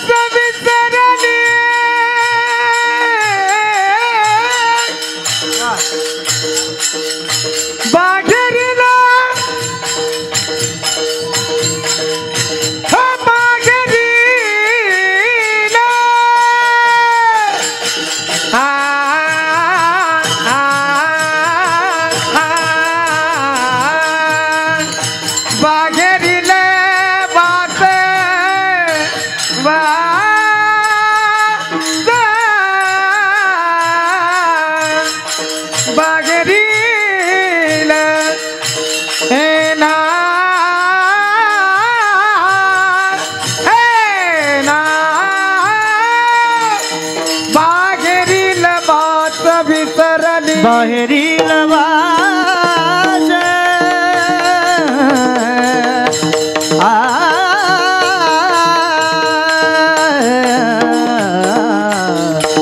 बाहेरील वास विसरली बाहेरील वास विसरली बाहेरील वास विसरली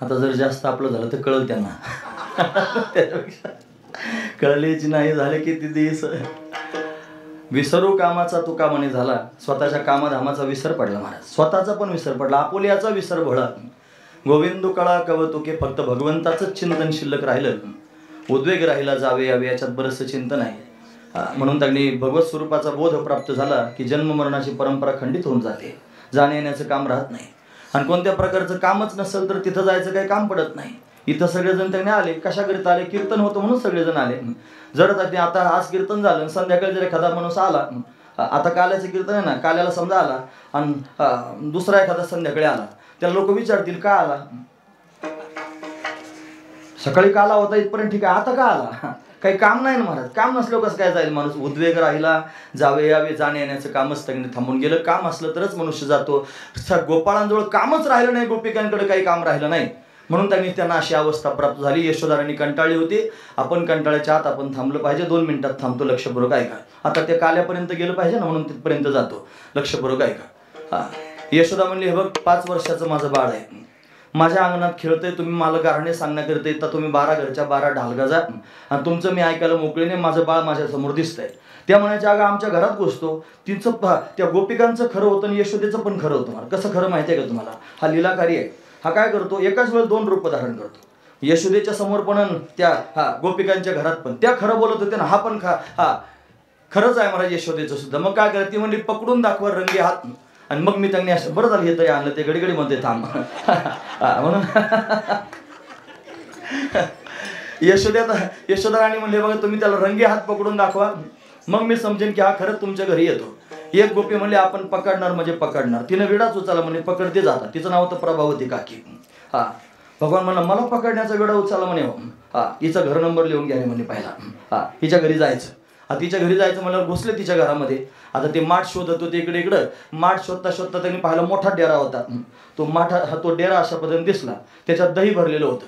आणि हा त्यांनी इकडे पाहायला लागला. सगळे गोपाळ त्यांनी बाहेर थांबवले होते, त्याच्यात जाऊन चोरी करायची होती. इतक्यात खुडबुड वाजलं, ती गोपी आली की त्याला कळालं आता गोपी आली, आता लपलं पाहिजे. कुठे लपायचं? त्याच्या उंची एवढा डेरा होता महाराज. लपायला जागाच कुठं सापडली नाही. त्या डेऱ्यातच बसला उडी मारून. डेऱ्यात खाली बसला, डबे धरून दह्यात त्यांनी अशा पद्धतीनं. आता ती नेमकी आली होती, तिला मंथन करायचं होतं, दह्याचं मंथन करायचं होतं. ती रवी घेऊन आली आणि त्याच डेऱ्यात रवी घातली. तो खाली बसलेला आणि त्याच्या डोक्यावर रवी त्यांनी अशा पद्धतीने ठेवली आणि ते मंथन अशा पद्धतीने करायला लागली. सकाळपासून 12:15 वाजेपर्यंत मंथन चालू होतं. पण उन्हवणी शिळवणी घाली ते परी ते लोणी येणं काय करायचं? मग काय करावं, तिनं रवी बाहेर काढली आणि लोणी का प्रगट होत नाही म्हणून त्याच्यात हात घातला डेऱ्यात. याचे केस हाताला लागले. हो काय काय लागतं हाताला म्हणून धरला असाच उभा केला महाराज. तो उभा केला. तू आहेस होय म्हणे, हा मीच आहे. तुझ्या आईमध्ये रंगी हात पकडून दाखवा. आता अख्खा रंगलेला बाहेर ये. आलं बाहेर तर नाहीलाच झाला महाराज. ते गोपीने बाहेर काढला मठाच्या आणि बाहेर काढल्यानंतर त्या म्हणजे शहाणपणा करतो म्हणजे चल तुझ्या आईकडे घेऊन जाते. त्याचा हात असा तिनं पकडला आणि पकडून त्याला ओढायला लागली महाराज. लांबलचक पदर डोक्यावर घेतला होता. रस्त्यानं चालायला लागली. पण तिला फुगीरपणा झाला. तिला वाटलं अख्ख्या गावाला त्रास दिला यानं, मी परवाईट असते छाताड बडवणं महाराज. बडत जाऊ नाही घोटाळा होता. अभिमान झाला की त्याला देवाला अभिमान सहन होत नाही महाराज. म्हणून त्यांनी महाराज त्या हाताला धरून ओढायला सुरुवात केली आणि ओढत असताना त्यांनी तिला अभिमान झाला हे देवाला कळालं. तो मला फुगीरपणा झाला का, थांब तुझी गंमत करतो. मग काय केलं, देव म्हणला काकी काय ओढाताना सुरू झाली, हात माझा काचला किती वेळचा, जरा हात तरी बदल थोडासा. अभिमानात झालता ना महाराज, तिची गंमत करायची. हात बदल म्हणलं की स्वतःचा हात काढून दिला, तिच्या पोराचाच हात तिच्या हातात दिला, पेंद्याचा. लांबलचक पदर होता डोक्यावर, तिला कळलंच नाही महाराज. तो पेंद्या माझा आग आई मी आहे. आता बऱ्याच वेळची ओढीत होती, आग आई मी आहे, आई करू नको, शानपणा करू नको, तुझ्याकडे घेऊन जाते. तिचा कार्यक्रम चालूच होता महाराज. तोपर्यंत हात धुवून ठोकून पळाला सुद्धा. त्यानं स्नान केलं, यमुनेत उडी मारून आला. लगेच कपडे बदलले, कपडे बदलून लगेच ताबडतोब आईच्या समोर अशा पद्धतीने गेला. आई स्वयंपाक करत होती. यशोदामाई म्हणे काय रे काना, मला कडेवर घे. अरे मी स्वयंपाक करते, मला बाकीचं माहित नाही, कडेवर घे. अरे पण घे म्हणे. घेतलं बळच कडेवर. त्याला का बरं कडेवर घ्यायचं, तुला माहित नाही मला गिऱ्हाईक यायला लागलंय. मला कडेवर घेतलं महाराज त्याला आणि कडेवर घेऊन स्वयंपाक करत इतक्यात आली महाराज. तिचंच पोरगवडी झालं. यशोदे बाहेर आहे, बाहेर म्हणलं की ती आली बाहेर. यशोदा कन्हैयाला कडेवर घेऊन आली. म्हणजे काय काम आहे तुझं? मग हिनं वर पाहिलं तर यशोदा दिसली, फक्त एकटी नव्हती. कन्हैया तिच्या कडेवर होता. ती म्हणे माझं जे काम आहे ते तिच्या कडेवर आहे. मग माझ्या हातात कोण आहे? तिचंच पोरगं होतं महाराज. अरे पेंद्या तू कधी आहे? मला पहिल्यापासून मीच आहे. मी आई करतो किती वेळचं, माझ्याकडे बघा ना सुद्धा तू. यशोदा म्हणली बाई घरात फार कामं पडलेत, काय काम आहे तुझं सांग तरी. दिलं पोरात हात सोडून. तो हात वर केली. म्हणजे काय नाही, सहज आलती फिरायला. आता काय फिरायला गेली होती वय ती, पण तिची फजिती केली ना महाराज. असा कोणाच्या हाताला येत नाही हा ब्रह्मविद्येचा जनिता. तुम्ही असे धरू पाहता. हा कैसा येईल हाता गोकुळच्या नारी, कोणाच्या हाताला येत नसतो. यशोदेच्या लक्षात आलं काहीतरी लिला करतोय. सांगितलं घरी राहू नको, उद्या जाई वना, सवे घेऊन गोधना. आता हे सांगितल्याशिवाय वनाला कसं पाठवायचं होतं, म्हणून तो वनाला जाण्याकरिता निघाला. सगळ्या गोपाळांना बरोबर घेतलं, कारण या वनाला जाण्याकरिता छोटी या रे या, या रे या, या रे या, या रे या. तुम्ही गाया घेऊन सारे गोपाळ रानात या. तुम्ही गाया घेऊन सारे गोपाळ रानात या. तुम्ही सारे गोपाळ रानात या. तुम्ही सारे घेऊन सारे गोपाळ रानात या. तुम्ही गाया घेऊन सारे गोपाळ रानात या. या या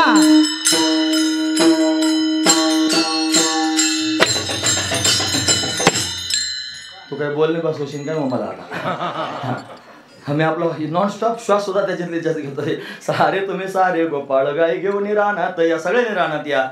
सगळे गोपाळ वनामध्ये कन्हैया बरोबर गेले.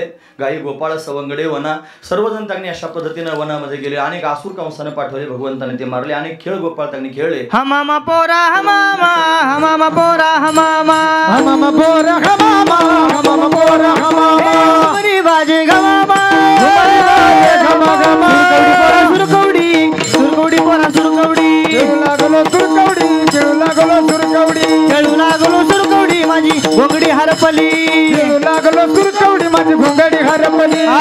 आबक तुबक तिबक पोरा तिगुण खेळ मांडू, आबक तुबक तिबक पोरा तिगुण खेळ मांडू, अबक दुबक तिबक पोरा त्रिगुण खेळ मांडू, अबक दुबक तिबक पोरा त्रिगुण खेळ मांडू. खेळ विटी दांडू पोरा, खेळ विटी दांडू, खेळ बिटी दांडू पोरा, खेळ बिटी दांडू, खेळ विटी दांडू पोरा, खेळ विटी दांडू, खेळ बिटी दांडू पोरा, खेळ बिटी दांडू. आबक दुबक तिबक, आबक दुबक तिबक पोरा तिगुण खेळ मांडू, आबक दुबक तिबक पोरा तिगुण खेळ मांडू. खेळ भवरा गबाई भवरा, खेळ भवरा गबाई भवरा, खेळ भवरा गबाई भवरा, खेळ भवरा गबाई भवरा. या राधिकेचा नवरा, या राधिकेचा नवरा, नवरा नवरा, खेळ भवरा गबाई भवरा, खेळ भवरा गबाई भवरा. झेला रे झेला वरची वरी झेला, झेला रे झेला वरची वरी झेला, झेला रे झेला वरची वरी झेला. ओ झेला रे झेला वरची वरी झेला.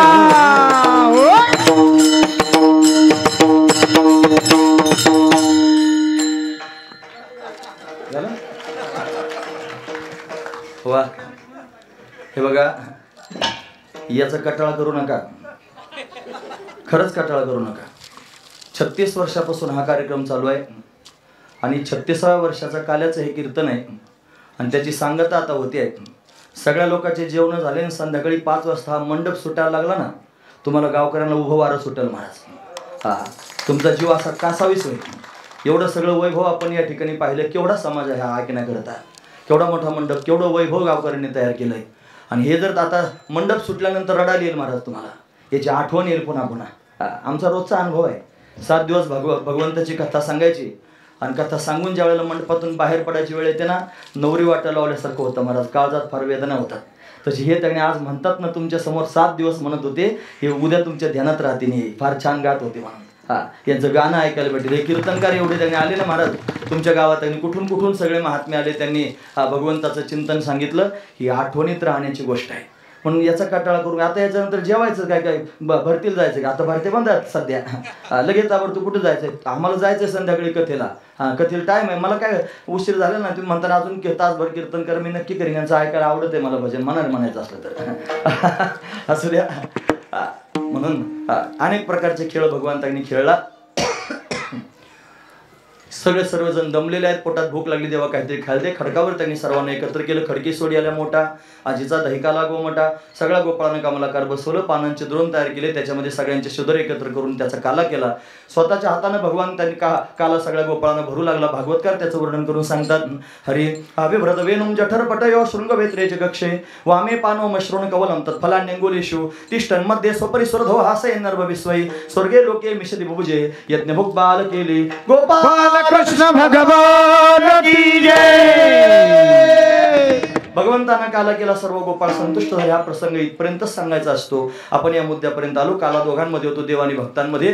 कीर्तनात देव उभाच असतो. भक्तांची आवश्यकता असते. मोठ्या प्रेमानं भक्तांचं चिंतन करून पुढे जाऊया. कोण आहेत भक्त तुम्हाला माहिती आहेत का? वैष्णव निका समनिके वैष्णव. निका वैष्णवांबरोबर देव काला करतो. निका वैष्णव म्हणजे अवघे देवावरी माया, ज्याची सगळी माया म्हणजे प्रेम देवावर, त्याला वैष्णव म्हणतात. आपलं काय सगळं नाही म्हणा. थोडं बायकोवर, थोडं पोरावर, म्हणजे एक कोलन 17 ठिकाणी येलं, थोडं याच्यावर, थोडं ते, मग शेवटी देवावर. जसं ज्याचं सगळं देवावर आहे तो त्याने वैष्णव आहे. आहे तसे वैष्णव ज्ञानोबर आहेत तुकोबर आहेत मोठ्या प्रेमाने त्यांचं चिंतन करून या ठिकाणी थांबूया. हे ज्ञानेश्वर माऊली ज्ञानराज माऊली महाराज ज्ञानेश्वर माऊली ज्ञानराज महाराज ज्ञानेश्वर माऊली ज्ञानराज माऊली ज्ञानेश्वर माऊली ज्ञानराज जय जय ज्ञानेश्वर माऊली ज्ञानराज माऊली ज्ञानेश्वर माऊली ज्ञानराज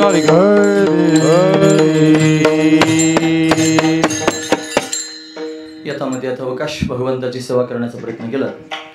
झालेली सेवा भगवंताच्या चरणी समर्पित करून या ठिकाणी थांबूया. 2 तास बसून तुम्ही माझी बडबड ऐकून घेतली. तुम्हा सर्वांच्या अंतःकरणापासून धन्यवाद. गुणवान मंडळींनी फार सुंदर साथ केली. तुम्हा सर्वांच्या अंतःकरणापासून धन्यवाद. साऊंड सिस्टीम सहज आहे, कायमच आपल्याबरोबर आहे.